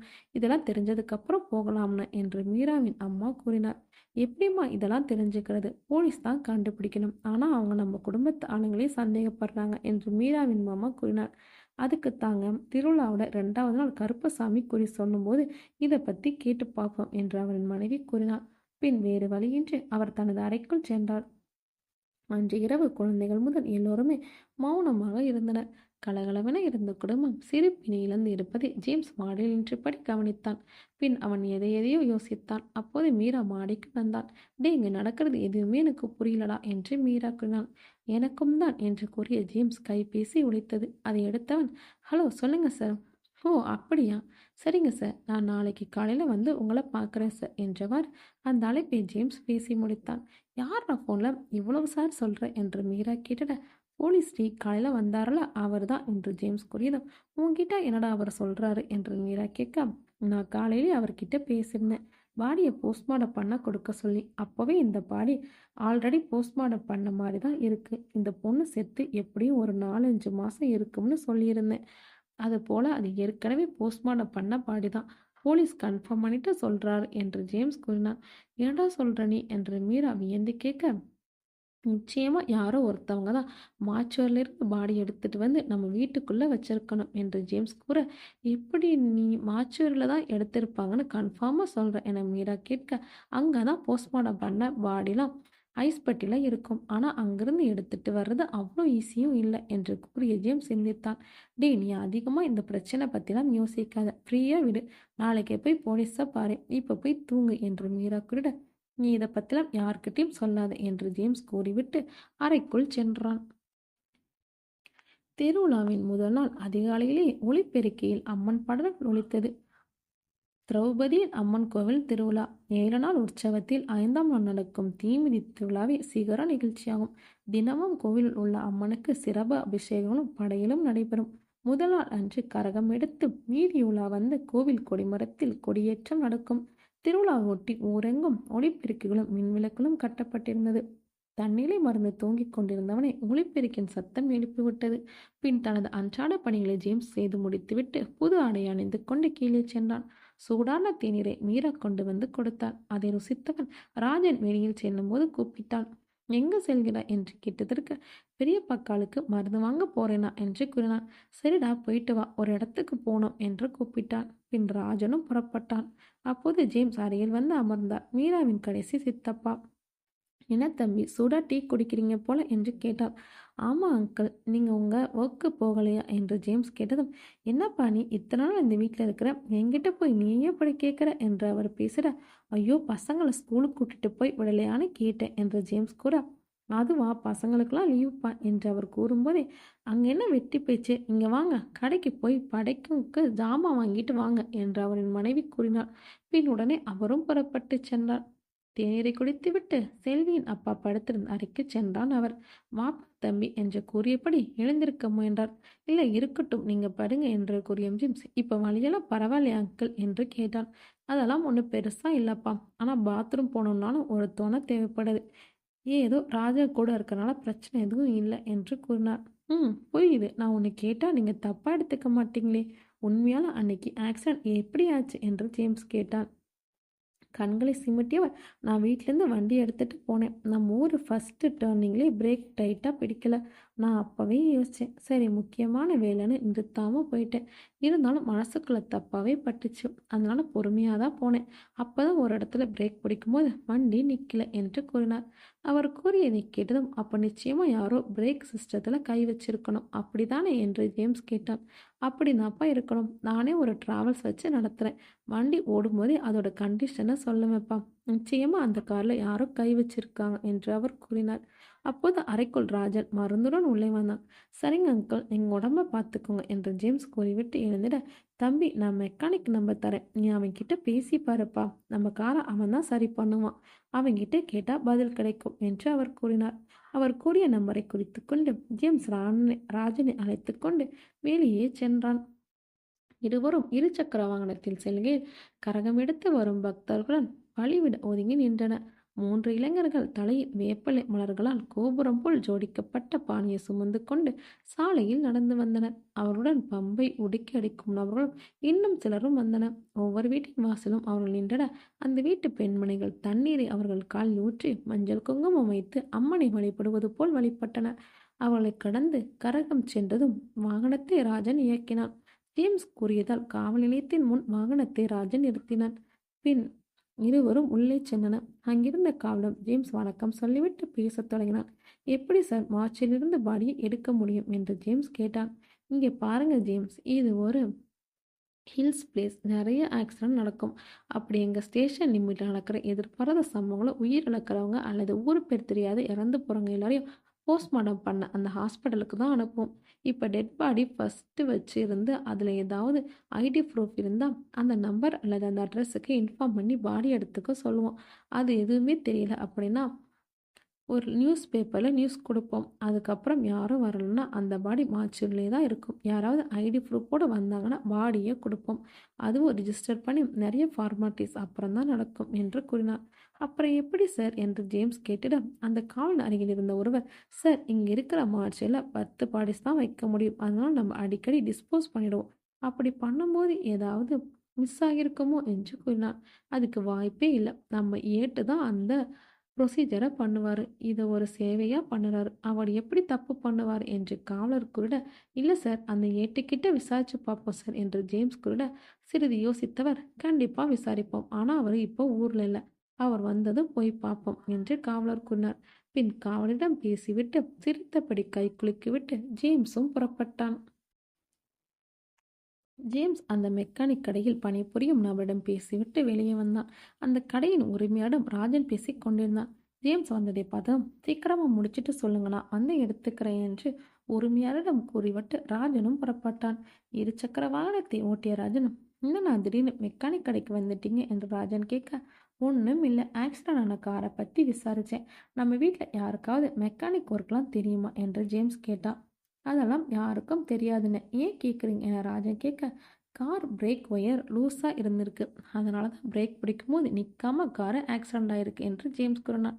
என்னடா சொல்கிறீங்க என்று ராஜன் கேட்க, அது ஒன்றும் இல்லை ராஜா, காரில் ஆட்டோமேட்டிக்காகவும் இது போல் நடக்கலாம். நீ ஒன்றும் பெருசாக எடுத்துக்காத என்று ஜேம்ஸ் கூறினான். பின் இருவரும் வீட்டிற்கு வந்தனர். அன்று மாலை கோவிலில் கொடியேற்றம் நிகழ்ச்சி நடந்தது. இரவு 7 மணிக்கெல்லாம் ஆடல் பாடல் நிகழ்ச்சி தொடங்கியது. குடும்பத்துடன் எல்லோரும் நிகழ்ச்சியை காண சென்றிருந்தனர். மீராவின் மாமா, அப்பா, சித்தப்பா எல்லோரும் ஊரின் முக்கியஸ்தர்களுடன் திருவிழா ஏற்பாட்டை பற்றி பேசிக் கொண்டிருந்தனர்.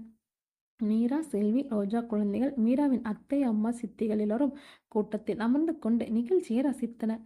ஜேம்ஸ் மற்றும் ராஜன் அவர்களுக்கு அருகே ஒரு ஓரமாய் நின்று கொண்டு நிகழ்ச்சியை பார்த்தனர். சில காதல் பாடல்கள் போடப்பட்டால் மீரா தன்னுடைய இரு விழிகளால் ஜேம்ஸை வேறு ஒரு கிரகத்திற்கு கடத்தி சென்று தனது கற்பனையில் அவனுடன் ஆட்டம் போட்டாள். மணி 8:30 கடந்ததும் குழந்தைகளுக்கு உணவு கொடுக்க வேண்டும், வீட்டில் உள்ளோருக்கும் சமைக்க வேண்டும் என்று உட்கார்ந்திருந்தார்கள். எழுந்து புறப்பட்டனர். திருவிழா பற்றி பேசிக் கொண்டிருந்தவர்கள், மீராவின் அப்பா எப்போதும் சீக்கிரம் தூங்கும் பழக்கம் கொண்டவர் என்பதால் கூட்டத்திலிருந்து விடைபெற்று குடும்பத்துடன் இணைந்தார். அவர்கள் பார்த்ததும் ஜேம்ஸ் ராஜன் வீட்டுக்கு போகலாமா என்று ராஜனிடம் கேட்டு அவனையும் அழைத்து கொண்டு வீட்டிற்கு செல்லும் குடும்பத்துடன் இணைந்து கொண்டார். ஜேம்ஸ் வந்ததை பார்த்து மீராவின் கடைசி சித்தி, என்ன தம்பி, மீரா எங்கே போனாலும் கூடவே போவீங்க போல என்று கேட்டாள். ஐயோ அப்படிலாம் இல்லை, கொஞ்சம் பசிக்குது, நீங்கள் எல்லாரும் வீட்டுக்கு போகிறத பார்த்தேன், அதான் வந்துட்டேன் என்று ஜேம்ஸ் மீராவை பார்த்தபடி கூறினார். பொய் சொன்னாலும் பொருந்து சொல்லுறீங்க என்று சித்தி கூறினாள். என்ன பேசிட்டு வரீங்க, அங்கே வீட்டில் அடிபட்டு ஒருத்தர் இருக்காரு, அவர் கூட யாராவது இருந்திருக்கலாம்ல என்று மீராவின் அப்பா கேட்க, மாமா எங்கள் அக்கா அவர் கூட தான் இருக்கு, செல்வியும் வீட்டில் இருக்கதா சொன்னான், நான் தான் வலுக்கட்டாயமாக இழுத்துட்டு வந்தேன் என்று மீராவின் கடைசி சித்தி கூறினாள். அந்த பேச்சுக்கு பின் மௌனமாய் எல்லோரும் நடந்தனர். அப்போது திடீரென இருசக்கர வாகனத்தில் வந்த இருவரில் பின்புறம் அமர்ந்திருந்த ஒருவர் மீரா அப்பாவின் தான் மறைத்து வைத்திருந்த கத்தியால் குத்த முயன்றதில் அதை பார்த்து தடுத்த முயன்ற ஜேம்ஸின் உள்ளங்கையில் வெட்டு விழுந்தது. இதெல்லாம் சில வினாடிகளில் நிகழ்ந்தது. வாகனத்தில் சென்றவர்களை பிடிக்க முயன்ற ராஜனால் அவர்களை பிடிக்க முடியவில்லை. கையில் இரத்தத்துடன் இருந்த ஜேம்ஸை பார்த்து எல்லோரும் பதறி துடித்தனர். மீராவின் அத்தை கண்ணீர் விட்டு அழவே தொடங்கிவிட்டாள். ஒண்ணுமில்லை, யாரும் பயப்படாதீங்க, சின்ன காயம்தான் என்று ஜேம்ஸ் கூறினார். யாரிடமே இருசக்கர வாகனத்தை வாங்கி கொண்டு வந்த ராஜன் ஜேம்ஸை அமர வைத்துக் கொண்டு மருத்துவமனைக்கு புறப்பட்டார். வீட்டுக்கு சென்ற எல்லோரும் பதற்றத்துடன் இருந்தனர். மீராவின் அப்பாவிற்கு ஒன்றும் புரியவில்லை. தன்னை யார் கத்தியால் குத்த முயன்றனர், நான் என்ன செய்தேன் என்று தனக்குள்ளே பல கேள்விகளை எழுப்பிக் கொண்டார். மீராவின் மாமாவும் ராஜனின் அப்பாவும் ஒன்றாய் வீட்டுக்கு வந்தனர். அவரிடம் நடந்ததை மீராவின் அத்தை கூறியதும் அவர்களுக்கும் ஒன்றும் புரியாமல் நின்றனர். அவர்கள் பின் வீட்டிற்கு வந்த மீராவின் கடைசி சித்தப்பா எல்லோரும் மௌனமாய் இருப்பதை பார்த்து தன் மனைவியின் அருகில் சென்று, என்னாச்சு என்று மெதுவாய் கேட்டிட, என்ன ஆனா உனக்கு என்ன, சாப்பாடு இன்னும் ரெடி ஆகலை என்று அலட்சியமாய் பதில் கூறினார். பின் எதுவும் பேசாமல் அவரும் மௌனமாய் நின்றார். மருத்துவமனைக்கு சென்று ஜேம்ஸும் ராஜனும் வீட்டுக்கு வந்தனர். ஜேம்ஸின் கையில் வெள்ளை நிற கட்டு துணியால் கட்டு போட்டப்பட்டிருந்தது. என்னப்பாச்சு, டாக்டர் என்ன சொன்னாங்க என்று மீராவின் மாமா கேட்டார். ஒன்றும் இல்லை அங்கிள், லைட்டாக கத்தி பட்டாத பிளட் வந்திருக்கு, 2-3 டேஸில் சரியாயிடும்னு சொல்லியிருக்காங்க என்று ஜேம்ஸ் கூறினார். யாரா குத்துனது, நீ பாத்தியாடா என்று ராஜன் அப்பா ராஜனிடம் கேட்டார். முகத்தில் கர்ச்சீஃப் கட்டியிருந்தாங்கப்பா, யாருன்னு தெரியல என்று ராஜன் கூறியதும், இதெல்லாம் செத்து போன அந்த பெண்ணத்தோட ஆவி பண்ணுற வேலை, என்ன ஆசையை அந்த ஆவி நினச்சிருக்கோ என்று வீட்டிலிருந்து பாட்டி புலம்பினார். பாட்டி சும்மா இருங்க என்று மீரா கூறினார். இதை பற்றி யாரும் பெருசாக வெளில சொல்லிட்டு இருக்காதீங்க, நாளைக்கு நைட்டு கருப்பசாமி கோவிலில் குறி சொல்ல ஏற்பாடு பண்ணியிருக்கு, நாளைக்கு அதை பற்றி பார்த்துப்போம், இப்போ எல்லாரும் சாப்பிட்டு போய் படுங்க என்று மீராவின் மாமா கூறிவிட்டு தன் அறைக்கு சென்றார். எல்லோரும் அவரவர் வேலை பார்த்தபடி அறைக்கு சென்றனர். ஜேம்ஸ் தன் அறையில் அமர்ந்து கொண்டு எதையோ சிந்தித்தபடி இருந்தான். அவன் சாப்பிட தோசையை மீரா எடுத்து வந்தாள். அவளை பார்த்து வா என்று அழைத்தான். எங்க அப்பாவை காப்பாற்ற போய் நீ இப்போ கையில் கட்டு போட்டு இருக்கியே என்று கூறியபடி கண்ணீர் விட்டு அழுதாள். இப்போ எதுக்கு அழுற, எனக்கு செம்மையா பசிக்குது, நீ ஒழுங்கா வந்து ஊட்டி விடு என்று கூறியவர் வாயை திறந்தான். அவளும் கண்ணீரை துடைத்து கொண்டு ஒரு குழந்தைக்கு ஊட்டி விடுவது போல் தோசையை சிறிது சிறிதாய் பிட்டு ஊட்டிவிட்டாள். உடனே கீழிருந்து மீரா என்று அவள் அம்மா அழைத்தாள். அந்த குரல் முடிக்கையில் தட்டில் தோசை தின்னது. இப்படிடி கரெக்டாக தோசை திருந்து போனதும் கூப்பிட்றாங்க, கல்யாணத்துக்கு முன்னாடி கொஞ்சம் ரொமான்ஸ் பண்ணலான்னு பார்த்தா முடியவே முடியாது போல என்று ஜேம்ஸ் கூறினான். அவள் சிரித்துக்கொண்டே அவன் கன்னத்தில் முத்தம் ஒன்று கொடுத்துவிட்டு சிரித்துக்கொண்டே அந்த அறையை விட்டு சென்றாள். திருவிழாவின் 2ஆம் நாள் கருப்பசாமி கோவிலில் குறி சொல்லும் நிகழ்ச்சி நடைபெறும். அதாவது சாமியாடி குடும்பம் என்று அந்த ஊரில் ஒரு குடும்பம் உள்ளது. அந்த குடும்பத்தை சேர்ந்த ஆடவர்கள் அன்று இரவு கருப்பசாமி போன்று வேடமணிந்து கொண்டு தெய்வத்தை வணங்கி சாமி வந்தது போல் ஆடுவார்கள். அப்போது அவரிடம் கேட்கும் கேள்விகளுக்கு அவர் பதில்களை கூறுவார். அந்த பதில்கள் கருப்பசாமியை சொன்னதாய் ஊரார் நம்புவார்கள். அப்படியான ஒரு நிகழ்வு தான் அந்த திருவிழாவில் நடைபெற உள்ளது. அன்று காலையிலேயே கீழே வந்து ஜேம்ஸிடம், இப்போ அடிப்பட்ட கை எப்படிப்பா இருக்கு, வலிக்குதா என்று மீராவின் அத்தை கேட்டாள். வலியெல்லாம் இப்போ குறைஞ்சிடுச்சு, ஒன்றும் பெருசா இல்லை என்று ஜேம்ஸ் கூறிவிட்டு அங்கிருந்த நாற்காலியில் அமர்ந்தான். வீட்டில் இருந்தால் கோவிலில் படையல் போடுவதற்கு சாதம், மீன் குழம்பு, கருவாடு என பல வகையான உணவுகளை தயார் செய்து கொண்டிருந்தனர். அதையெல்லாம் பார்த்தபடி அமர்ந்த ஜேம்ஸின் கைபேசி ஒலிக்கும் சத்தம் கேட்டு சார்ஜில் இருந்த போன் எடுத்து ஜேம்ஸ் எடுத்தான். அதில் காவலர் பேசினார். அவனிடம் பேசிவிட்டு ஜேம்ஸ் ராஜனை பார்க்க அவனது அறைக்கு சென்றான். ராஜனிடம் அந்த ஏட்டு வந்து இருக்கிறான், நம்ம போய் அவரை வீட்டில் பார்த்துட்டு வந்துடுவோமா என்று ஜேம்ஸ் கேட்டான். ராஜன் சில நிமிடங்களில் வருவதாய் கூறிவிட்டு வெளியில் செல்ல தயாராகினான். இருசக்கர வாகனத்தில் இருவரும் காவலர் கூறிய ஏட்டு வீட்டுக்கு சென்றனர். அங்கிருந்த அறைக்கதவை தட்டினர். சற்று வயதான ஒருவர் கதவை திறந்தார். அவரிடம் ஜேம்ஸ் தன்னை அறிமுகப்படுத்திக் கொண்டு, நீங்கள் தான் மார்ச்சுரியில் போஸ்ட்மார்ட்டம் பண்ண பாடிஸை டிஸ்போஸ் பண்ணுவீங்கன்னு கேள்விப்பட்டேன். ஆமாப்பா, இங்கே இருக்கிற மார்ச்சுரியில் 10 பாடி தான் வைக்க முடியும். வைக்க இடம் இல்லைனா ரொம்ப நாளாக கிடக்கிற பாடியும் என் கை காசு செலவு பண்ணி எடுத்துகிட்டு போய் சுடுகாட்டில் வச்சு எரிச்சிடுவேன். அப்புறம் கவர்மெண்ட்டுக்கு லெட்டர் எழுதி அனுப்புவேன். ஆனால் இதுவரைக்கும் எந்த காசும் வந்ததில்லை என்று அவர் தன் கவலையை கூறினார். ஐயா, அப்படி நீங்கள் எடுத்துகிட்டு போய் எரிக்கும் பணத்தை யார்கிட்டையாவது கொடுப்பீங்களா என்று ஜேம்ஸ் கேட்க, அப்படிலாம் யார்கிட்டையும் கொடுத்ததில்லை. ஆனால் போன முறை சுடுகாட்டுக்கு வந்து 2 பசங்க ஒரு பணத்தை நாங்கள் முறையாக அடக்கம் பண்ணி எங்களோட பாவத்தை கழிக்கிறோம்னு சொன்னாங்க. நானும் அவங்கக்கிட்ட ஒரு பணத்தை கொடுத்தேன். அவங்க என்ன சம்பிரதாயம் செய்யணுமோ அதை செஞ்சு அங்கேயே எரிச்சிட்டாங்க என்று அவர் கூறினார். யார் உங்ககிட்ட கேட்டதுன்னு ஆள் தெரியுமா? இது என்னைக்கு நடந்ததுன்னு தெரியுமா என்று ஜேம்ஸ் கேட்டான். அந்த 2 பசங்களை யாருன்னெலாம் தெரியல. இது நடந்து ஒரு 4-5 நாள் இருக்கும் என்று அவர் கூறினார். அவர் கூறியதை கேட்டதும் ஜேம்ஸ் சிறிது நேரம் அமைதியாக சிந்தித்தான். அவனை பார்த்து, ஏன் தம்பி, ஏதாவது பிரச்சனை என்று கேட்க, அதெல்லாம் இல்லை ஐயா, நீங்கள் எந்த எதிர்பார்ப்பும் இல்லாமல் நிறைய நல்ல விஷயம் செய்கிறீங்க. நீங்கள் நல்லா இருக்கணும் ஐயா. அப்போ நாங்கள் வரோம் என்று அவரின் செயலை பாராட்டிய ஜேம்ஸ் அங்கிருந்து புறப்பட்டான்.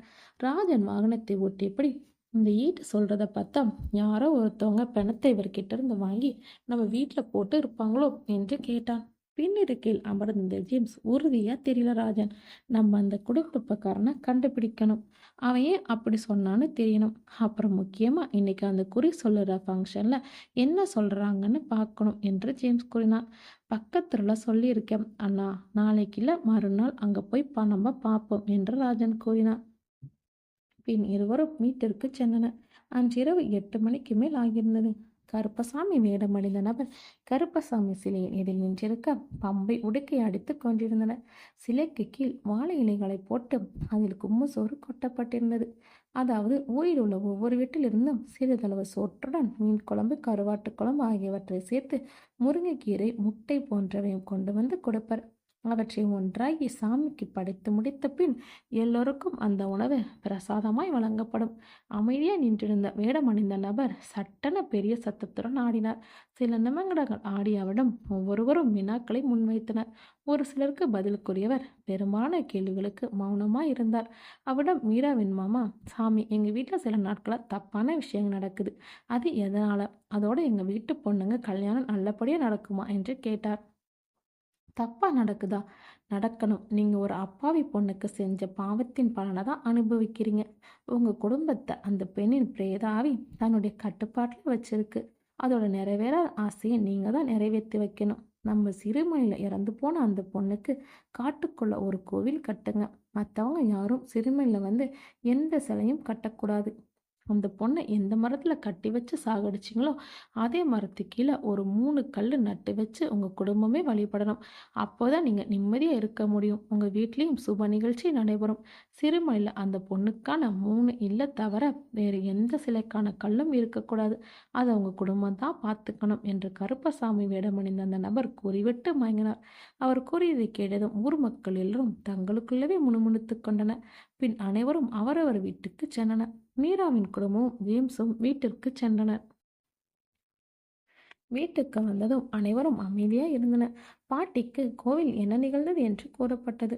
ஐயோ சாமி, அந்த பொண்ணு இந்த குடும்பம் என்ன பண்ணிச்சும், எதுக்கு அந்த பொண்ணோட ஆவி இந்த குடும்பத்தை இப்படி ஆட்டி படைக்குதோ என்று பாட்டி கூறியபடி அழுதார். நீ பேசாம இருமா என்று மீராவின் அப்பா கூறினார். மீராவின் மாமாவிடம் அவர் மனைவி, ஏங்க அந்த பொண்ணை எந்த மரத்தில் கட்டி வச்சிருந்தாங்களோ அது கீழே ஒரு சிலை வச்சு வழிபட்டுருவோம் என்று மீராவின் அத்தை கூறினார். அண்ணி சொல்கிற மாதிரி அந்த காட்டுக்குள்ளே இருக்கிற இடத்துல சிலை இல்லைன்னா சாமி சொன்ன மாதிரி 3 இலை வச்சு படையல் போட்டுருவோம் என்று மீராவின் அம்மா கூறினார். மௌனமாக இருந்த மீராவின் மாமா, நீங்கள் சொல்கிறதெல்லாம் புரியுதா, ஆனால் மெல்ல இழுத்தவர், சரி நம்மளே அந்த இடத்துல குட்டி சிலை வச்சு 3 கல்லை வச்சு படையல் போட்டுருவோம் என்று அவர் கூறினார். மாப்பிள்ளை, நாம காட்டுக்குள்ள வேலை செய்யணும்னா கவர்மெண்ட் கிட்ட எப்படி அனுமதி வாங்கணும்னு விசாரிங்க என்று மீராவின் மாமா கூறிட, நான் நாளைக்கே விசாரிச்சு சொல்றேன் என்று மீராவின் அப்பா கூறினார். இதை பத்தி யாரும் நினைச்சு மனசை குழப்பிக்காதீங்க, எல்லாரும் போய் படுத்து தூங்குங்க என்று கூறிவிட்டு மீராவின் மாமா அவரின் அறைக்கு சென்றார். பின் எல்லோரும் அவரவர் அறைக்கு உறங்கச் சென்றனர். ஜேம்ஸ் அவனது அறைக்குள் அமர்ந்து கொண்டு, யார் இந்த பொண்ணு, என்ன காடு, எங்க செத்தான்னு எதுவுமே தெரியாம குழப்பத்தில் இருந்தான். கூடவே வயிறு வேறு பசித்தது. அப்போது அவனது அறைக்குள் மீரா உணவு தட்டுடன் நுழைந்தாள். அவள் உணவை எடுத்து ஊட்டி விடுகையில், உனக்கு யார் அந்த பொண்ணு, எப்படி செத்தான்னு தெரியுமா என கேட்டான்.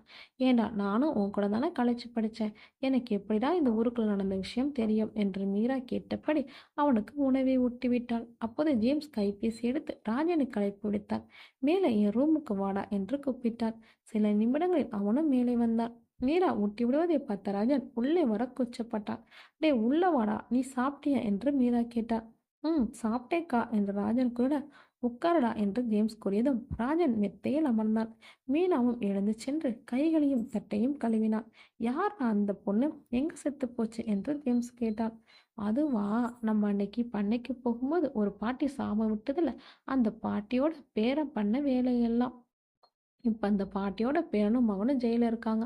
மகன் பண்ண தப்பை வெளியில் சொல்லி நியாயம் வாங்கி கொடுத்ததால நம்ம வீட்டு மேலே அந்த பாட்டியோட மகனுக்கு செம்ம கோபம் என்று கூறினான்.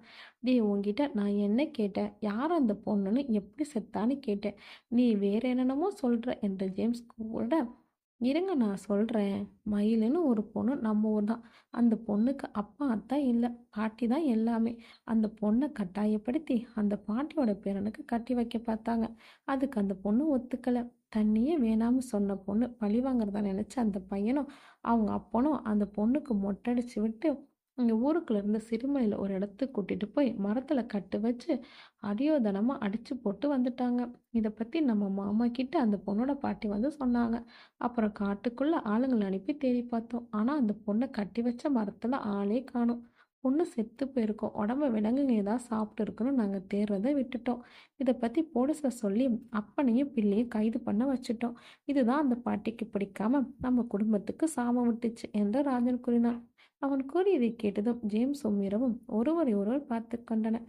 பின் எதையோ சிந்தித்த ஜேம்ஸ், நீ சொல்றத பார்த்தா அந்த பாட்டியோட பேரை மகன் இவங்கள தான் தப்பு பண்ணாங்க, அவங்கள தானே அந்த பொண்ணு தண்டிக்கணும் என்று ராஜனிடம் கேட்க, சரிதான் அண்ணா, நம்ம ஒரு வேளை சரியா அந்த பொண்ணோட உடம்ப தேடாம விட்டதால என்னவோ அந்த பொண்ணு உடம்பு நம்ம வீட்டுக்குள்ள வந்திருக்கு. அந்த பொண்ணு செத்ததுக்கு அப்புறம் செய்யற படையல் நம்ம வைக்கல, அதான் நம்மளை பிடிச்சிக்கிச்சு. அதோட நம்ம கடைசி சித்தப்பா இருக்காரு, அவரும் தப்பு பண்ணாங்களேன்னு அந்த அப்பா மகன் அவங்களுக்கு சொந்தக்காரங்க.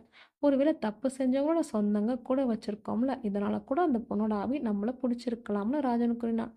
அவன் கூறியை கேட்டு முடித்ததும், சரி நீ போய் தூங்க ராஜன் என்று ஜேம்ஸ் கூறினான். டேய் என்னடா ஆச்சு, ரொம்ப யோசிக்கிற என்று மீரா கேட்டாள். இல்லடி, இதுல என்னமோ ஒளிஞ்சிருக்கு, நீ இந்த ஆவி சாமி சொன்ன குறி இதெல்லாம் நம்புறியா என்று ஜேம்ஸ் கேட்டான். பின்ன எல்லாரும் நம்புறாங்கல்ல, அதுவும் இல்லாம நம்புறதுக்கான எல்லா ரீசனும் கரெக்டா இருக்குல்ல என்று மீரா கூட, அதாண்டி டவுட்டா இருக்கு. நம்ம வீட்டுல இருந்து டெட் பாடி மார்ச்சிலிருந்து கொண்டு வந்ததுன்னு போலீஸ் மூலம் தெரிஞ்சுக்கிட்டேன். இது ராஜனுக்கும் தெரியும். ஆனா அவன் அந்த டெட் பாடி அந்த பொண்ணுதான்னு இப்பதான் பேசுறான். அந்த அளவுக்கு அவனும் அதை நம்புறானே. எனக்கு என்னமோ இந்த ராஜன் டபுள் சைடு கேம் ஆடுறான்னு டவுட்டாக இருக்குது என்ற ஜேம்ஸ் கூட, சி அவன் ஒரு வெகுளிடா, நல்லா வீட்டுக்கு வேலை செய்வான், அவ்வளவுதான், கிரிமினல் லெவலுக்கெல்லாம் அவன் யோசிக்க மாட்டான் என்று மீரா கூறினான். ஜேம்ஸ் தலையாட்டிட கீழே இருந்து மீராவின் அம்மா சத்தமிட்டார்.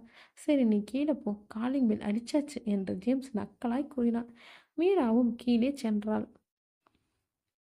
திருவிழாவின் 3ஆம் நாள். கோவிலில் ஊரணி பொங்கல் வைத்தல் நிகழ்வு. அதாவது ஊரில் உள்ள பெண்கள் எல்லாரும் தங்களது வீட்டிலிருந்து பச்சரிசி, வெல்லம் போன்ற பொருட்களை கொண்டு கோவிலில் பொங்கல் வைத்து வழிபடும் நிகழ்ச்சியாகும். அன்று காலையில் ஜேம்ஸ் எழுந்து மேலே அரைப்பணியில் வெளியே நின்றிருந்தான். வீட்டில் இருந்த எல்லாரும் அவரவர் வேலைகளில் மும்முரமாக இருந்தனர். குழந்தைகளும் விளையாட்டில் படுபயங்கரமாக மூழ்கியிருந்தன. ஜேம்ஸ் எழுந்து மேலே நின்றிருப்பதை மீராவின் அம்மை பார்த்ததும் தேநீர் டம்ளரை ரோஜாவிடம் கொடுத்து மேலே கொடுக்க சொன்னார். ரோஜாவும் டம்ளரை எடுத்து வந்து மேலே நின்றிருந்த ஜேம்ஸிடம் கொடுத்து விட்டு கீழே இறங்கி திரும்பி, ஹலோ, உங்ககிட்ட நான் கொஞ்சம் பேசணும் என்று ரோஜா கூறினாள். தாராளமாக பேசலாம் என்று ஜேம்ஸ் கூற, நீங்கள் ஆவி இருக்கு நம்புறீங்களா என்று ரோஜா கேட்டுட, நான் நம்புறேன்னு சொல்லவே இல்லையே என்று ஜேம்ஸ் கூற, அப்போ நீங்கள் நம்பலையா? மீரா நீங்கள் பேய் பற்றி ரிசர்ச் பண்ணுறதா சொன்னா என்று ரோஜா கேட்க, ஆமாம் நான் ரிசர்ச் பண்ணுறேன் தான், ஆனால் நான் பேய் நம்பிக்கை இல்லைன்னு சொல்லவே இல்லையே என்று ஜேம்ஸ் கூட, என்ன சொல்கிறீங்க எனக்கு ஒன்றுமே புரியலையே என்று ரோஜா கேட்க, ஃபாதர் ஆம்ரோத் பற்றி உனக்கு தெரியுமா என்று ஜேம்ஸ் கேட்க, ம் தெரியும். ஆ 1,60,000 பேயொட்டல்கள் நடத்தியிருக்காரு. அவர் 2016 பேயோட்டின் நிகழ்வை படமாக எடுத்துக்க அனுமதி கொடுத்தாரு. கிறிஸ்டினா என்றவருக்கு பேயோட்டிய அந்த நிகழ்வை படமாக எடுத்து ஒரு ஆன்லைனில் ஓடிடி தளத்தில் டாக்குமெண்ட்ரி கேட்டகரியில் டெவில் அண்ட் ஃபாதர் அமோத்னு ரிலீஸ் பண்ணியிருக்காங்க. இது போதாதுன்னு அவரை பற்றி நிறைய படங்களும் வந்திருக்கு என்று ரோஜா கூறினாள். செம்ம பண்ணி உனக்கு இவ்வளோ இன்ட்ரெஸ்ட் இருந்திருக்கு. நீ சொன்னதெல்லாம் கரெக்டு. ஃபாதர் அமோத் பேயட்டில் பற்றி நிறைய புகழ்ச்சி எழுதியிருக்காரு. அதில் அவர் ஃபஸ்ட்டு சொல்கிற விஷயம் என்னென்னா, பேய் பிடிச்சி இருக்குன்னு நீங்கள் நம்புகிற ஒருத்தவங்கள முதல்ல டாக்டர் கிட்ட காட்ட சொல்லுவார் தெரியுமா என்று ஜேம்ஸ் கேட்க, நான் அவரோட புக்ஸ் எல்லாம் படிக்கல, படம் பார்த்துருக்கேன் என்ற ரோஜா கூட, அப்போ நீ தி போப்ஸ் எக்ஸ்ட்ராட் நியூ ஸ்டோரிஸ் படம் பார்த்து இருக்கியா என்ற அந்த படம் அமோட் எழுதின அண்ட் எக்ஸ்ட்ராடி டெல்ஸ் ஹில் ஸ்டோரி அப்புறம் இந்த புக்ஸை எடுத்த படம் தான் என்று ஜேம்ஸ் கூட, நீங்கள் சொன்ன மூவியை நான் பார்த்ததில்லை. சரி விடுங்க, நம்ம தமிழ்நாட்டிலே பண்டைய கால கதைகளில் பேய் கதை வருது. உதாரணத்துக்கு மறைமலையாடிகள் எழுதிய மக்கள் நூற்றாண்டு உயிர் வாழ்க்கை என்னும் நூலின் 2ஆம் பாகத்திலே பேய் பற்றின குறிப்புகள் இருக்கே என்று ரோஜா கேட்க, செம்ம பாணி, நம்ம வீட்டு பாட்டி சொன்ன நிஜ சம்பவத்திலும் பேய் வந்ததா பாட்டி சொன்னாங்க. ஆனால் உண்மையிலே நீ அவங்க சொன்னதை நல்லா கவனிச்சு பாரு. நைட்டில் கரண்ட் இல்லாத காலத்தில் வெள்ளை உருவம் வந்ததாகவும் அதை ஆளை அடித்து கொண்டுடுச்சுன்னு சொல்கிறாங்க. பொதுவாக நைட்டு மரங்கள் என்ன பண்ணும் என ஜேம்ஸ் கேட்க, நைட்டில் மரம் என்ன பண்ணும் என்று ரோஜா திருப்பி கேட்க, பொதுவாக மரங்கள் பகல் முழுக்க கார்பன் டை ஆக்சைடை உள்ளிழுத்துக்கிட்டு ஆக்சிஜனை வெளிவிடும். அதுவே நைட் டைமில் கார்பன் டை ஆக்சைடை வெளியில் விடும். அப்போ மனிதன் சுவாசிக்கிறது கஷ்டம், சுவாசம் குறையும். பயத்தில் இதய துடிப்பு அதிகமாச்சுன்னா என்னவாகும்? பிளட் ப்ரெஷர் அதிகமாகும். அதனால் இறந்துருவாங்க. அதைத்தான் பேய் அடிச்சிருச்சுன்னு சொல்லுவாங்க. நீங்கள் சொன்ன மரமடைகள் எழுதிய நூலில் சொன்னதெல்லாம் எதுக்குன்னா, ஒரு குடும்பத்தில் மாமியார் தன்னுடைய மருமகளை தொல்லை பண்ணால் அந்த மருமகள் இருந்து மீண்டு ஆவியாக வந்து மாமியாரை தொல்லை பண்ணும். அதனால் மாமியார் ஒழுங்காக நடந்துக்கணும், குடும்பம் அமைதியாக இருக்கணும். அதுக்காக பேய் பற்றின கதைகளை சொல்லி குடும்பத்தை கட்டுப்பாடாக வச்சுருந்தாங்க என்று ஜேம்ஸ் கூறினான். ஓ, இப்படியே இருக்கலாம்ல என்று ரோஜா கூறுகையில், அதே சமயம் குறிஞ்சி திணை பற்றிய பாடிய புலவர்களில் ஒருவருக்கு பேயாழ்வார்னே பேர் இருக்கு. அதே போல ஆழ்வார்களில் பேயாழ்வார்னும் நாயன்மார்களில் பேயார் காரைக்கால் அம்மையார்னும் பேருடையவர்கள் இருந்து இருக்காங்க. நம்ம ஊர்ல சொல்ற பழமொழியெல்லாம் பெரியவங்க அனுபவிச்சதை தான் சொல்லுவாங்க. அப்படி பார்க்கும்போது உள்ளூர்காரன் பேய்க்கு பயப்படுவான், வெளியூர்காரன் தண்ணிக்கு பயப்படுவான். பெண்ணென்றால் பேயும் இறங்கும். பேயடி நாயடி என்றெல்லாம் பழமொழிக்கு இருக்கு என்று ஜேம்ஸ் குருட, அப்போ பேய் இருந்திருக்கு என்ற ரோஜா குருட ஜேம்ஸ் சிரித்தபடி, அதாவது சயின்ஸ் படி பார்த்தா அதுக்கு ப்ரூஃப் இல்லை. டாக்டர்ஸ் கிட்ட கேட்டால் டெலியூஷன், இல்யூஷன், ஹல்யூசேஷன், டிசீஸ் பேர் தான் சொல்லுவாங்க என்று ஜேம்ஸ் கூறினார். சரி, இதை என்னதான் பண்ணுறது என ரோஜா கேட்க, கண்டிப்பாக சயின்ஸ் சென்ஸில் காற்றுக்கு உருவம் கொடுக்க முடியாது. ஆனால் அதை வச்சு தான் நம்ம வாழ்கிறோம்னு சொல்ல முடியும். அது போல் நிறைய இருக்குது என்று ஜேம்ஸ் கூட, அப்போ இருக்குன்னு சொல்கிறீங்களா என்று ரோஜா கேட்க, நான் அப்படி சொல்லவே இல்லையே. உனக்கு இன்னும் இன்ஃபர்மேஷன் வேணும், நான் நிறைய கற்றுக்க போகிறேன். அப்படின்னா என்ன மாதிரி படி என்று ஜேம்ஸ் கூட, எங்கே படிக்கணும் என ரோஜா கேட்க, நம்ம இந்தியாவில் வாரணாசி வானரஸ் இருந்து பல்கலைக்கழகத்தில் பூத் வித்யா என்ற பெயர்களில் பேய்கள் பற்றின படிப்பு டாக்டர்ஸ் நடத்துகிறாங்க. நீ டாக்டருக்கு படி, அப்புறம் பூத் வித்யா கோர்ஸ் படி என்று ஜேம்ஸ் கூறினான். மீராவின் அம்மா ரோஜாவை அழைத்திடம், நான் அப்புறமா பேசுகிறேன் என்று கூறிவிட்டு ரோஜா கீழே சென்றாள். ஜேம்ஸும் தேநீரை குடித்தான். அன்று பொங்கல் வைக்க மதியம் போல் வீட்டிலிருந்து எல்லோரும் கோவிலுக்கு புறப்பட்டனர். ஜேம்ஸும் அவரோடு தான் இருந்தான். அவன் ராஜனிடம் பக்கத்து ஊருக்கு சென்று அங்குள்ள குடுகுடுப்பைக்காரர்களிடம் விசாரிக்கலாம் என்று கூறியிருந்தான். ஆனால் ராஜனுக்கு நிலத்தில் தண்ணீர் பாய்ச்ச வேண்டும் என கூறியதுடன் அந்த ஊர்க்காரர்களிடம் சொல்லி விசாரிக்கலாம் என்று யோசனையும் வழங்கியிருந்தான். எனினும் ஜேம்ஸுக்கு நேரில் சென்று விசாரிக்க வேண்டும் என தோன்றியது. அவன் நேரில் செல்ல வேண்டும் என கூறியுடன் ராஜன் நாளை செல்வோம் என்று கூறிவிட்டு நிலத்திற்கு சென்று விட்டான். அதன் பின்னே கோவிலுக்கும் ஜேம்ஸ் வந்திருந்தான். திருவிழாவுக்காக வெளியூர்களில் இருந்து வந்திருக்கும் பெண்களும் உள்ளூர் பெண்களும் என கோவில் முழுக்க பெண்களின் கூட்டம் கூடியிருந்தது. ஜேம்ஸ் ஒரு ஓரமாய் அமர்ந்து கொண்டு அங்கு நடப்பதையெல்லாம் பார்த்து கொண்டு இருந்தான். அப்போது ரோஜா அவனுடன் வந்து அமர்ந்து கொண்டு பேசிக் கொண்டிருந்தாள். கோவிலுக்கு வெளியில் ஒரு சிலர் சத்தம் போட்டு கொண்டிருந்தனர். என்ன நடக்கிறது என்று பார்க்க ஜேம்ஸும் ரோஜாவும் வெளியே சென்றனர். அங்கு ஒருவர் தலையில் ஒரு தரப்பினர் மற்றொரு தரப்பினர் சண்டையிட்டு கொண்டிருந்தார். காரணம் என்னவென்று தெரியவில்லை. ஜேம்ஸ் நிற்கும் இடத்தில் பூஜை பொருட்களான கடை வைத்திருந்த நபர், இவனுங்க தொல்லைக்கு அளவே கிடையாது என்று புலம்பினார். என்ன தாத்தா ஆச்சு என ரோஜா கேட்க, இந்த பாலா போனவனுங்க திருவிழாக்காக பேனர் வச்சு இருந்தானுவா, அதை பிடிக்காத அவனுங்களுக்கு எதிர் கொஸ்டி ஆளுங்க கிழிச்சிட்டானுங்க. இவனுங்க சும்மா இல்லாமல் மறுபடியும் பேனர் வைக்க அதையும் அவனுங்க நேற்று கிழிச்சிட்டானுங்க. மறுபடியும் சும்மா இல்லாமல் இந்த முறை பேனரை கிழித்த உறவுகளுக்கு நன்றி, தைரியம் இருந்தால் முன்னால் வந்து கிளின்னு எழுதி ஒரு பேனரை வச்சவனுங்க. இப்போ அந்த பேனரையும் முன்னால் வந்து கிழிக்க அது ஒரு சண்டையாகவே மாறிடுச்சு என்று அவர் கூறினார். இதை கேட்டதும் ரோஜா, நீங்கள் வாங்க மாமா, இதெல்லாம் சும்மா சண்டை, எப்பவும் இப்படி தான், திருவிழா நடக்குதுல்ல, அதனால பேனருக்கெல்லாம் சண்டை என்று ஜேம்ஸிடம் கூறினான். இளரோஜா, இதுக்கு பின்னாடி நிறைய இருக்கு என்று கூறிய ஜேம்ஸ் பின் அங்கிருந்து புறப்பட்டு இருவரும் முன்பு அமர்ந்திருந்த இடத்திற்கே சென்றனர். என்ன சொல்றீங்க நீங்க என்று ரோஜா கேட்டாள். இதுல சாதி ரீதியான பிரச்சனையும் இருக்கு ரோஜா. அவன் வச்ச பேனர்ல ஒரு தலைவரின் புகைப்படம் இருக்கு. அந்த தலைவர் அந்த குறிப்பிட்ட சமுதாய மக்களுக்கு சொந்தம்னு அவங்க கொண்டாடுறாங்க. மற்றவங்க இதை பார்த்துட்டு அவங்க சமுதாயத்துக்கு ஒரு தலைவரை உருவாக்கி அவங்க கொண்டாடுறாங்க. இதெல்லாம் தப்பு ரோஜா. நம்ம தலைவர்கள் உருவப்படத்தை வச்சு கொண்டாடக்கூடாது. அவங்க கூறிய கருத்துக்களை பின்பற்றி கொண்டாடணும். அதான் சரியா இருக்கும் என்று ஜேம்ஸ் கூறினார். நீங்கள் இதை பற்றி பேசுனாலும் நான் இப்போ கேட்குறேன். இப்போ இடஒதுக்கீடு பற்றி நிறைய பேர் போராடுறாங்க, நிறைய சட்டம் வருது. ஆனால் அந்த இடஒதுக்கீடு முறை சரிதானா என்று ரோஜா கேட்டாள். நீ கேட்குறது ரொம்ப பெரிய கேள்வி ரோஜா. இருந்தாலும் நான் உனக்கு பதில் சொல்கிறேன். சில குறிப்பிட்ட சமுதாயத்துக்கு கல்விவரி கிடைக்க வேண்டி எல்லோருக்கும் கல்வி வேண்டும்னு நிறைய பேர் போராடினாங்க. அப்போ உயர் சமுதாயத்திற்கு எல்லாம் இருக்குது. அதனால அவங்கள விட கீழே இருக்கிறவங்களுக்கு சில சலுகையை கொடுக்கணும். அப்போ தான் அவங்களும் உயர் சமுதாய மக்களுக்கு இணையாக வர முடியும்னு நினச்சி இடஒதுக்கீடு கொண்டு வந்தாங்க. உதாரணத்துக்கு ரன்னிங் ரேஸில் ஓடுற 10 பேரில் 2 பேரை முன்ன நிறுத்திட்டு அவன் பின்னாடி 2 கிலோமீட்டர் தூரத்தில் 8 பேர் நிற்க வச்சு மொத்தம் 10 பேருக்கும் ஒரே தூரத்தை ஓட சொன்னால் எப்படி சரியா வரும்? அதுக்குத்தானே இடஒதுக்கீடு என்று ஜேம்ஸ் கூற, ஏன் மாமா அந்த 8 பேர் நல்லா சத்தான உடல் அமைப்போடு இருக்க முதல் 2 பேரும் கொஞ்சம் உடம்பு சரியில்லாமல் இருந்தால் அந்த போட்டி சரிதானே என்று கேட்ட ரோஜா, பின் என் கூட ஒன்றா படித்த ஒரு பொண்ணு 12th 1200க்கு 854 மார்க் நல்லா படித்து நல்லா மார்க் வாங்கியிருக்கு. அதே போல் நானும் அந்த பொண்ணு கூட நல்லா படித்து 1102 மார்க் வாங்கியிருக்கேன். ஆனால் கவர்மெண்ட் காலேஜில் நான் கேட்ட குரூப் எனக்கு கிடைக்கல, அந்த பொண்ணுக்கு கிடைச்சிருக்கு. அப்போ எனக்கு வலிக்குதில்ல. நீங்கள் சொல்கிற மாதிரி அவங்க பின்னாடி இருந்து கஷ்டப்பட்டு வந்தாலும் அவங்க என்ன வழியோ அப்போ அனுபவிச்சாங்களோ அதே தான் நானும் இப்போ அனுபவிக்கிறேன் என்று ரோஜா கேட்டாள். அவனின் கேள்வி ஜேம்ஸை சிந்திக்க வைத்தது. மீராவின் அம்மா ரோஜாவை அழைத்ததும் அவள் அமர்ந்திருந்த இடத்திலிருந்து எழுந்து சென்றாள். தமிழகத்தில் அரசு வேலைகளில் இடஒதுக்கீடு அடிப்படையில் 79 மதிப்பெண் எடுத்தவரை விட 71 மதிப்பெண் எடுத்தவர் பணியில் சேர்கிறார். அந்த 79 மதிப்பெண் எடுத்தவர் அடுத்த முறை தேர்வு எழுதியில் அவரின் சமுதாயத்திற்கு கட் ஆஃப் என்று சொல்லக்கூடிய மதிப்பெண் 81 வருகையில் 80.05 மதிப்பெண் எடுக்கும் அந்த நபர் வேறொரு சமுதாயத்தை சேர்ந்த மாணவர் 76 மதிப்பெண்ணை எடுத்து பணியில் சேர்கிறார். இரண்டாவது முறையும் தோல்வியுற்ற அந்த நபர் இன்னும் 2 முறை முயற்சி செய்தும் தோல்வியை சந்திக்கிறார்.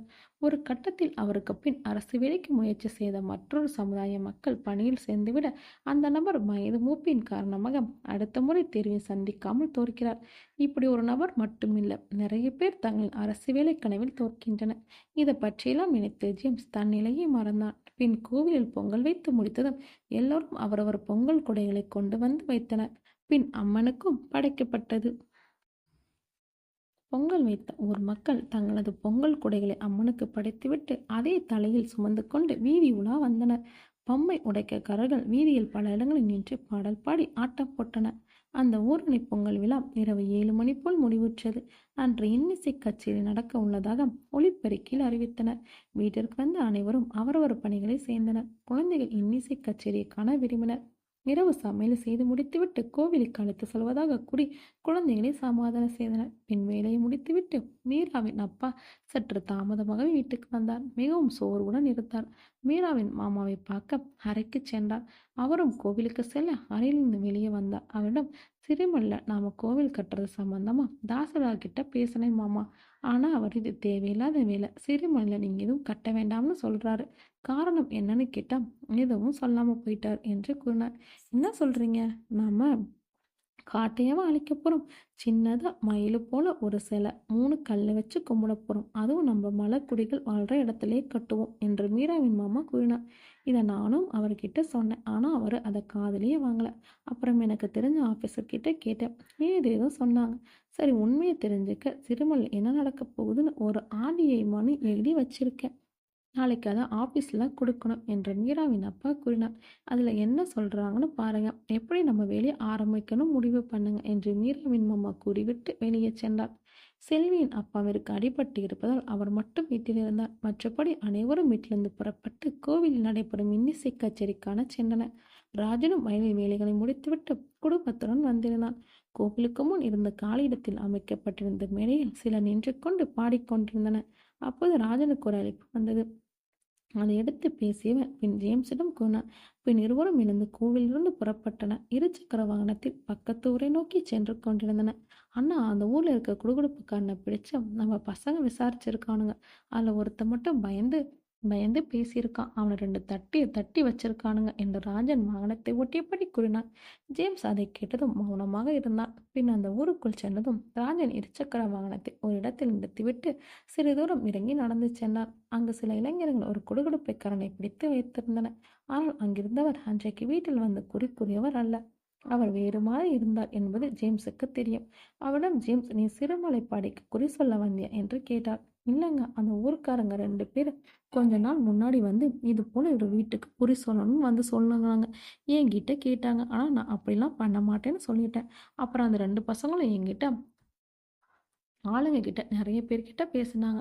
அதில் யார் ஒத்துக்கிட்டு அந்த ஊருக்கு வந்து குறி சொன்னானுங்கன்னு தெரியல என்று அவர் கூறினார். நல்லா யோசிச்சு பாருங்க, அந்த 2 யாருன்னு தெரியுமா? அவங்க எதில் வந்தாங்க? கூட யாராவது இருந்தாங்களா?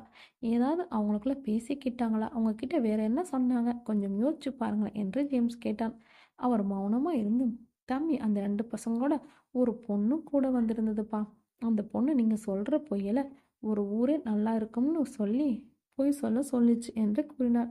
அதை கேட்டதும் ஜேம்ஸ் ராஜனை பார்த்தார். பின் ராஜன் தன் கைபேசியில் இருந்த ஊர் இளைஞரின் புகைப்படங்களை காண்பித்து யாரென கூற சொன்னான். ஆனால் ராஜனிடம் இருந்த எந்த புகைப்படத்திலும் அவன் இல்லை. பின் அவனிடம் பேசிவிட்டு இருவரும் ஊருக்கு திரும்பினர். ஊருக்கும் வரும் வழி நம் ஏட்டு 2 பசங்கன்னு சொன்னார். இவரும் 2 பசங்க ஒரு பொண்ணுன்னு சொல்றாரே, ஒன்றும் புரியலனா என ராஜன் கேட்டான். எனக்கும் அப்படிதான் இருக்கு என்று பதில் கூறிய ஜிம், 2 பசங்க பெண் பிரேதம், குடும்பக்காரன் ஒரு பெண், 2 பசங்க ஆக்சிடென்ட், கருப்பசாமி குறி சொல்லுதல், கோவில் கட்டுதல் என்று இதுவரை நடந்த அத்தனை விஷயங்களும் ஆடாராய் மனதிற்குள் நினைத்து பார்த்தான். சட்டென அவனுக்குள் கார் பிரேக் லூஸாக இருந்தது. விபத்து நடந்தது. அப்படியே யாரோ பிரேக் ஒயரை லூஸ் செய்திருப்பார். குடுகுடுப்பக்காரன் கூறிய ஒரு பெண் ஏன் அந்த வீட்டு பெண்ணா இருக்கக்கூடாது? பேய்கள் பற்றி ஆர்வத்துடன் இருந்த ரோஜா இது போன்ற செய்திருப்பாளோ என ஜேம்ஸ் மனதிற்குள் நினைத்தான். அப்போது வாகனம் கோவிலில் வந்து நின்றது. அங்கு நடந்த இன்னிசை கச்சேரி முடிவு நோக்கி சென்றதால் பலர் வீட்டுக்கு சென்று கொண்டிருந்தனர். மீராவின் குடும்பம் வீட்டிற்கு செல்வதற்கு கோவிலிருந்து புறப்பட்டது. அவ்விருவரையும் பார்த்து மீராவின் அத்தை, எங்களா 2 பேரும் போயிட்டு வரீங்க என்று கேட்டார். எங்களையும் இல்லை, அந்த சும்மா ரவுண்ட்ஸ் என்ற ராஜன் பதில் கூறினான். அப்போது மீரா வாகனத்தில் அமர்ந்த ஜேம்ஸை பார்த்து சைகை மொழியில், என்னாச்சு, ஏன் டல்லா இருக்க என்று கேட்டாள். இவன் ஒண்ணுமில்லை என்று கூறிவிட்டு ரோஜாவை பார்த்தான். அவர்கள் வாகனத்தில் நின்றிருந்த இருவரையும் கடந்து சென்றனர். அப்போது ஜேம்ஸ், பாத்ரூம் போகணும், அப்படி ஓரமா விடு என்று ராஜனிடம் கூற, ராஜன் சற்று தூரம் சென்று புதர் போல் இருந்த இடையில் வண்டியை நிறுத்தினான். அங்கு வீசிய துர்நாற்றமே அந்த இடம் மனிதர்கள் திறந்தவெளி கழிப்பறை என்பதை கூறியது. ஜேம்ஸ், வீட்டுக்கே போலாம் வா என்று கூறியபடி திரும்பிட ராஜன் ஒரு ஓரத்தில் நின்றிருந்தான். பின் வேறு வழியின்றி ஜேம்ஸும் ஒரு மூலைக்கு சென்றிட அங்கு யாரோ ஒருவர் அமர்ந்திருக்கும் ஒருவரின் கழுத்தை துணியால் நெருக்குவதைக் கண்ட ஜேம்ஸ், யார் நீங்க என்று கேட்டதும் அந்த சப்தத்தை கேட்டு துணியால் கழுத்தை நெருங்கியவர் ஓடினார். கீழே விழுந்தவரை தூக்கிவிட ஜேம்ஸ் அருகில் சென்றதும் அதிர்ந்து போனான். ஆமாம், அங்கு விழுந்தது மீராவின் மாமா. ஜேம்ஸ் ராஜனை சத்தமிட்டு அழுத்ததும் ராஜன் வந்து மாமா மாமா என்று கத்தினான். இருவரும் சேர்ந்து அவரை தூக்கிக் கொண்டு வாகனத்தின் அருகில் வந்தனர். சுயநினைவு இன்றி மைக்கேல் இழந்த மீராவின் மாமாவுக்கு ஜேம்ஸ் முதலுதவிகளை செய்து மூச்சு காற்றை அழைத்தான். அவர் அதன் பின் கான்களை திறந்தார். அவரை மெதுவாக இருசக்கர வாகனத்தில் அமர வைத்த ராஜனும் ஜேம்ஸும் வீட்டிற்கு அழைத்துச் சென்றனர். எல்லோரும் அப்போதுதான் வீட்டிற்குள் நுழைந்தனர். உடல் முடியாமல் ஜேம்ஸின் தோள்களை பிடித்துக்கொண்டு உள்ளே வந்த மீராவின் மாமாவை பார்த்து குடும்பத்திற்கு அதிர்ச்சி அடைந்தனர். ஒன்றும் ஆகலை, யாரும் பயப்படாதீங்க என்று கூறிய ஜேம்ஸ் அவரது அறைக்குள் சென்று அவரை படுக்க வைத்தார். ஜேம்ஸ் அறைக்குள்ளிருந்து வெளியே வருவதற்குள் ராஜன் வீட்டில் உள்ளவர்களிடம் மாமாவிற்கு நடந்த பற்றி கூறினார். எல்லோரது முகம் சோகமாய் மாறியது. ஜேம்ஸ் எதுவும் பேசவில்லை. அப்போது பாட்டி, எல்லாம் அந்த பாலா பொண்ணோட பணத்தால வந்தது என்று புலம்பிட, நீ சும்மா இருமா என்ற மீராவின் அப்பா கூட, நான் இருக்கிறது இருக்கட்டும், சீக்கிரமா இந்த காட்டுக்குள்ள சிலையை கட்டுறதுக்கு ஏற்பாடு பண்ணடா என்று பாட்டி கூறினார். ராஜனின் அப்பாவும் சகல, அந்த சிலையை வைக்க பர்மிஷன் மட்டும் வாங்குங்க நீங்க, நான் சிலையெல்லாம் செய்ய சொல்லிட்டேன் என்று கூறினார். அப்போது மீராவின் கடைசி சித்தப்பா வீட்டிற்குள் வந்து அமைதியாய் நின்றார். அவருக்கு என்ன நடக்கிறது என்று தெரியாமல் எப்போதும் போல ஓரமாய் நின்று கொண்டார். பின் மீராவின் அத்தை, அவருக்கு ஒன்றும் ஆகாது, எல்லாரும் போய் ரூம்ல படுங்க என்று கூறிவிட்டு அறைக்கு சென்றார். பின் எல்லோரும் அவரவர் அறைக்கு சென்றனர். ஜேம்ஸ் மாடியில் உள்ள தன் அறையில் அமர்ந்து கொண்டு அவன் வந்த பின்பு அந்த வீட்டில் நிகழும் ஒவ்வொரு நிகழ்ச்சியும் நினைத்து பார்த்தான். அருகில் இருக்கும் எதையோ ஒன்றை அவன் கவனிக்காமல் விட்டுவிட்டதாய் கருதினான். ஏனெனில் போலீஸ் கூறியதும் குடுகுடுப்புக்காரன் கூறியதும் வைத்து பார்த்தால் நிச்சயம் இது மனிதர்களின் வேலைதான், இதில் பேய்களுக்கு சம்பந்தமே இல்லை. ஆனால் ஏன் எதற்கு ஒரு பெண்ணின் பிணமொழியாக சிலை நிறுவ சொல்லுகிறார்கள் என்று சிந்தித்தான். சட்டென அவனுக்குள் சிலை நிறுவ வேண்டும் என கூறியது கருப்பசாமி வேட மனித நபர்தான்.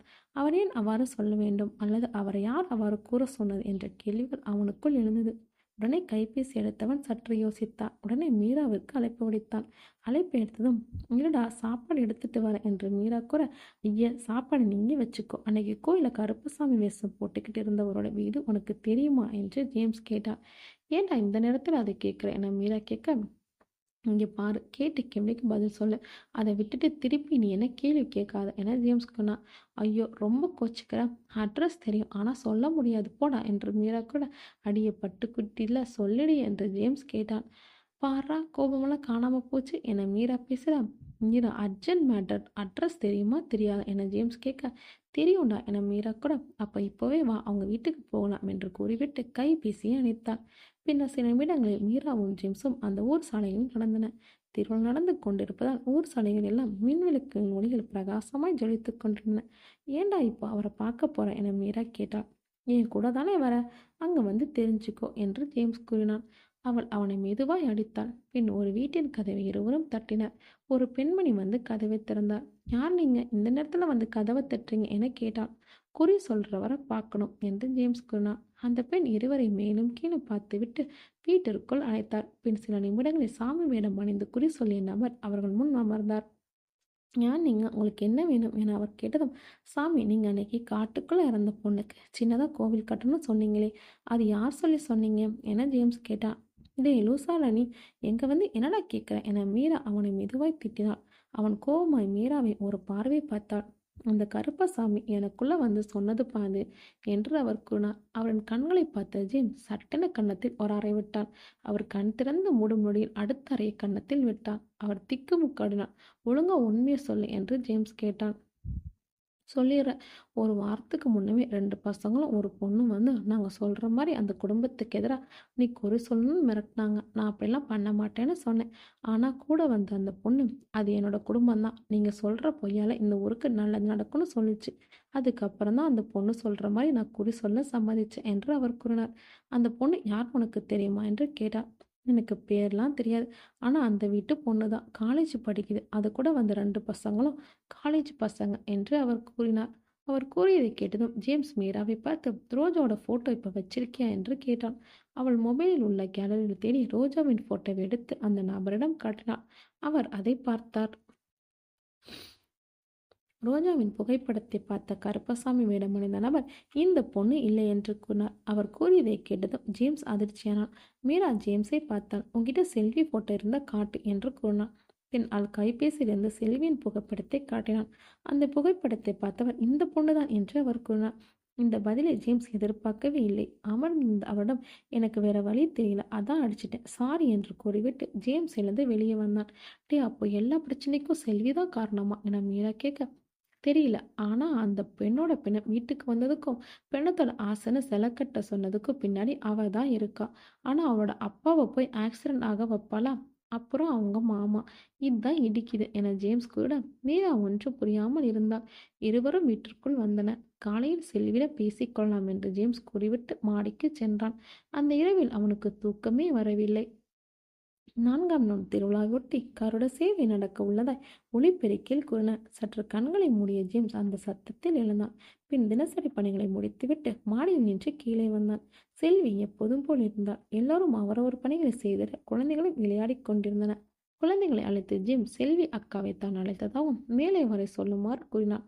குழந்தைகளும் செல்வியிடம் கூற செல்வி படிகளில் ஏறி மேலே வந்தாள். என்னண்ணா என்று செல்வி கேட்ட, இங்கே பாரு செல்வி, இந்த வீட்டுக்குள்ள இருந்த பெண்ணோட பிணம் மாற்றிலிருந்து வந்தது. குடுகுடுப்பக்காரங்கிட்ட போய் குறி சொல்ல சொன்னது. கருப்புசாமி வேடமணிந்த குறி சொன்னவர்கிட்ட என்ன சொல்லணும்? நீ சொன்னன்னு எல்லாம் எனக்கு தெரியும். இதெல்லாம் ஏன் பண்ணன்னு மட்டும் சொல்லு என ஜேம்ஸ் கேட்டான். ஜேம்ஸிடமிருந்து எதிர்பாராத அந்த கேள்விக்கு செல்வி தடுமாறினாள். பின் நம்ம ஊர்ல இருக்க சிலுமலையில 182 மீட்டர் உயரத்துல தியாகி சிலை கட்ட போறாங்க. அதுக்காக தேசிய சுற்றுச்சூழல் அலுவலகத்துல அனுமதியும் வாங்கிட்டாங்க. அந்த சிலை அங்கே வந்துச்சுன்னா அந்த காட்டுக்குள்ளே வாழ்கிற பழங்குடிகள் எல்லாரும் காட்டை விட்டு வெளியேற வேண்டியதான். அதுக்கப்புறம் அது காடாக இருக்காது, ஒரு டூரிஸ்ட் பிளேஸாக தான் இருக்கும். சிலை கட்ட ஆரம்பித்ததும் போக்குவரத்துக்காக முதல்ல மரங்களை தான் வெட்டுவாங்க. மரங்களை வெட்டினா காட்டுக்குள்ளே என்ன நடக்கும்னு நான் சொல்ல வேண்டியது இல்லை. இந்த காட்டில் வாழும் வன உயிரினங்கள் எல்லாம் அழியத் தொடங்கும். பெரிய உயிரினங்கள்லேருந்து சின்ன உயிரினங்கள் வர எல்லாம் அழியும். இப்படி ஒரு காட்டழிச்சு எதுக்கு பிரம்மாண்ட சிலை? இப்படி நம்ம ஊரில் எத்தனை சிலை? இந்தியாவில் மட்டும்தான் சிலையை வச்சு அரசியல் பண்ணுறாங்க. மற்ற நாடுகளில் சிலை மரியாதைக்குரிய விஷயம். இங்கே நீ நான் போட்டி போட்டு சிலை வைக்கிறாங்க. அவன் ஆட்சிக்கு வந்தால் இவன் வச்சு நிலைய எடுக்கிறான். இவன் ஆட்சிக்கு வந்தால் அவன் வச்ச சிலையை எடுத்து அதுக்கு டபுளாக இவன் 2 சிலையும் வைக்கிறான். போட்டி போட்டு செலவைக்கிறது முக்கியம் இல்லை. சிலையா நிற்கிற பெரியவர்களுக்குரிய வார்த்தைகளை பின்பற்றி நல்வழியில் நாட்டை நடத்த வேண்டும்னு யாரும் புரிஞ்சுக்க மாட்றாங்க. அதான் நம்ம மலையில் இருக்க காட்டை அழிச்சு பிரம்மாண்ட சிலை வர தடுக்க என்ன பண்ணலான்னு யோசிச்சு இப்படி ஒன்று பண்ண சொன்னேன் என்று செல்வி கூறினாள். அவள் கூறியதை கேட்டதும் ஜிம் சிலிர்த்து போய் நின்றான். உன்னை எப்படி பாராட்டுன்னு தெரியல. சரி, இந்த மாதிரி பெணத்தோட ஆசை இதெல்லாம் எப்படி யோசிச்சேன்னு ஜேம்ஸ் கேட்க, உண்மையை சொல்லனா நம்ம பாட்டி தான் இந்த ஐடியாவே தந்தாங்க. நம்ம ஊரில் பேய்னா பயப்படுவாங்க. இந்த மாதிரி ஒரு பெண்ணோட பேய்க்கு ஆசையாக அந்த மலையில் இருக்கிற காட்டில் குட்டி சிலை வச்சு வழிபடுற மாதிரி செஞ்சுட்டா வேறு யாரையும் நம்ம ஊருக்காரங்க அந்த காட்டுக்குள்ளே போக விட மாட்டாங்க. அப்புறம் இந்த சிலையும் காட்டுக்குள்ளே வராதுன்னு சொன்னாங்க. அவங்க சொன்ன ஐடியா நல்லா இருந்தது. நம்ம ஊரில் சிலை வைக்கிற அளவுக்கு பெரிய குடும்பம் நம்மளோட தான். உடனே நம்ம ஒரு சிலை வச்சு வழிபட்டால் கவர்மெண்ட் எதுவும் செய்ய முடியாது. ஏன்னா நம்ம வீட்டு ஆளுங்க தடுத்துருவாங்கன்னு தோணுச்சு. அதுக்கு தான் என்னோட காலேஜ் ஃப்ரெண்ட்ஸை 2 பேரை வச்சு டெத் பாடி வாங்கிட்டு வர சொன்னேன். அப்புறம் குடுகுடுப்பக்காரங்கிட்டே குறி சொல்லிடுறவங்கன்னு என்ன சொல்லணும்னு பேசினேன். மயில் இருந்து போனதை வச்சு அவளோட உடம்பு தான் இது, அவளுக்கு தான் செல வைக்கணும்னு நம்ப வச்சுட்டேன் என்று செல்வி கூறினாள். அதை கேட்டதும் தன்னையும் மீறி ஜேம்ஸ் சிரித்தான். தொடக்கத்திலிருந்தே எது நடந்தாலும் பெண்ணோட ஆவிதான் இதை பண்ணுச்சுன்னு பாட்டி அழுவதை நினைத்து பார்த்தான். உன்னோட பிளானெல்லாம் சூப்பர், ஆனால் கவர்மெண்ட் அந்த சிலையை கட்டாதுன்னு எப்படி நீ முடிவு பண்ண என ஜேம்ஸ் கேட்ட. இல்லைனா நம்ம ஊரே ஒன்றா சேர்ந்து போகிறோன்னா எப்படி அவங்களோட கட்ட முடியும் என்று செல்வி கேட்டாள். அவங்க நினச்சா முடியும். முதல்ல ஒரு கோர்ட்டில் கேஸ் ஃபைல் பண்ணி இந்த திட்டத்துக்கு ஸ்டேஸ் வாங்கணும் என்று ஜேம்ஸ் கூறினான். செல்வியோ, நான் பயோபாட்னி படிக்கிறேன், எனக்கு அதை பற்றிலாம் அவ்வளோவா தெரியாது என்று கூறினாள். அதை நான் பார்த்துக்கிறேன். அப்புறம் நீ இதை மட்டும்தான் பண்ணியா, இல்லை ஆக்சிடெண்ட்லாம் என்று ஜேம்ஸ் கேட்க, ஐயோ நான் அதெல்லாம் எதுவும் பண்ணல. ஒரு முறை மாமா வெளியில் போகக்கூடாதுன்னு டயர்லேருந்து காத்திறக்கி விட்டேன். அப்போ தான் அந்த பெண்ணோட பிரேதம் இவங்களை கட்டுப்பாட்டுக்களை வச்சுருக்கோம்னு நம்புவாங்கன்னு பண்ணேன். மற்றபடி நான் எதுவும் பண்ணல என்று செல்வி கூறினாள். சரி நீ போ என்று ஜேம்ஸ் கூறினான். பின் மெல்ல சிந்தித்தான். மாடியின் மேல் நின்றபடி என்ன செய்வது என்று சிந்தித்தான். தன் அறையில் இருந்த மடிக்கணில் எதையோ தேடிக்கொண்டிருந்தான். அப்போது அறைக்குள் மீரா நுழைந்தான். டே என்னடா செல்விக்கிட்ட பேசினேன் மீரா கேட்க, எல்லாம் பேசிட்டேன், இங்கே பாரு என்று மடிக்கணின் திரையில் சிறுமலை பற்றிய கட்டுரைகள் இருந்தது. இதைத்தான் நான் சீனாவில் இருக்கும்போதே சொன்னேன். உன் ஊரில் பேரை எதுலேயோ படிச்சிருக்கேன்னு. இதுதான் அது. சிறுமலையில் சிலை வைக்க போகிறாங்க. அதை தடுக்க தான் செல்வி இது போல பண்ணியிருக்கா என்று ஜேம்ஸ் கூறினார். மீரா அதை படித்தாள். இப்போ என்னடா பண்ணுறது என மீரா கேட்க, செல்வி இப்போதைக்கு என்ன செய்யணுமோ அதை தெளிவாக செஞ்சுருக்கா. ஆனால் லீகலாக கேஸ் ஃபைல் பண்ணணும், அது சரியாக இருக்கும். நான் அந்த வேலையை பார்க்குறேன் என்று கூறிய ஜேம்ஸ் மடிக்கணி முன் பல நிமிடங்கள் அமர்ந்திருந்தான். அப்போது வீட்டின் வாசலின் தெருவில் மேலம் அடித்துக்கொண்டே ஒருவர், நம்ம ஊர் கிணத்துல குளிக்க போன சின்ன பொண்ணு நீச்சல் தெரியாமல் செத்து போச்சு, இதனால் இந்த வருஷ திருவிழா பாதியிலே நிறுத்தப்படுது என கூறியவர் மேலத்தை அடித்துக்கொண்டு நடந்தபடி சென்றார். வீட்டில் இருந்தவர்களுக்கு ஒன்றும் புரியவில்லை. ராஜனின் அப்பா முருகனுக்கு அழைப்பு விடுத்து வீட்டிற்கு வர சொன்னார். முருகன் வந்ததும், "என்னடா, யார் இறந்துட்டா?" என்று கேட்க, "ஐயா, நம்ம முனுசாமி பொண்ணு கிணத்துல நீச்சல் கத்துக்க அவங்க அப்பாவோட குளிக்க போயிருக்கு. அப்போ தண்ணியில முள்ளி இறந்துடுச்சு ஐயா" என்ற முருகன் கூற, முனுசாமிக்கு பைத்தியம் பிடிச்ச மாதிரி இருக்கு. அவனுக்கு இருக்கிறத ஒரு கை. அவன் எதுக்குடா இந்த மாதிரி பண்ணி பெத்த புள்ளைய காவு கொடுத்துட்டு இருக்கான் என்று ராஜனின் அப்பா கூறினார்.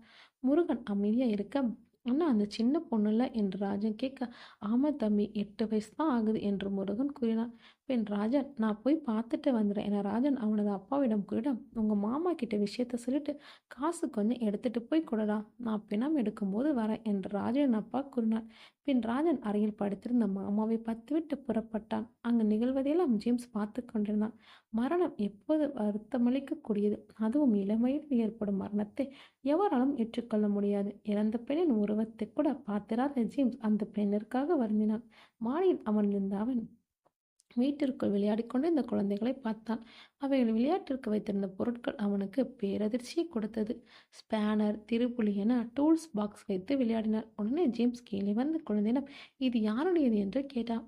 "தெரியல, அம்மா கொடுத்தாங்க" என்று குழந்தை கூறியதும் மீராவின் கடைசி சித்தியை ஜேம்ஸ் தேடினான். அறையில் இருந்து அவரை பார்த்து, "ஆன்ட்டி, பசங்க விளையாடுற டூல்ஸ் பாக்ஸ் யாரோடது?" என்று கேட்டான்.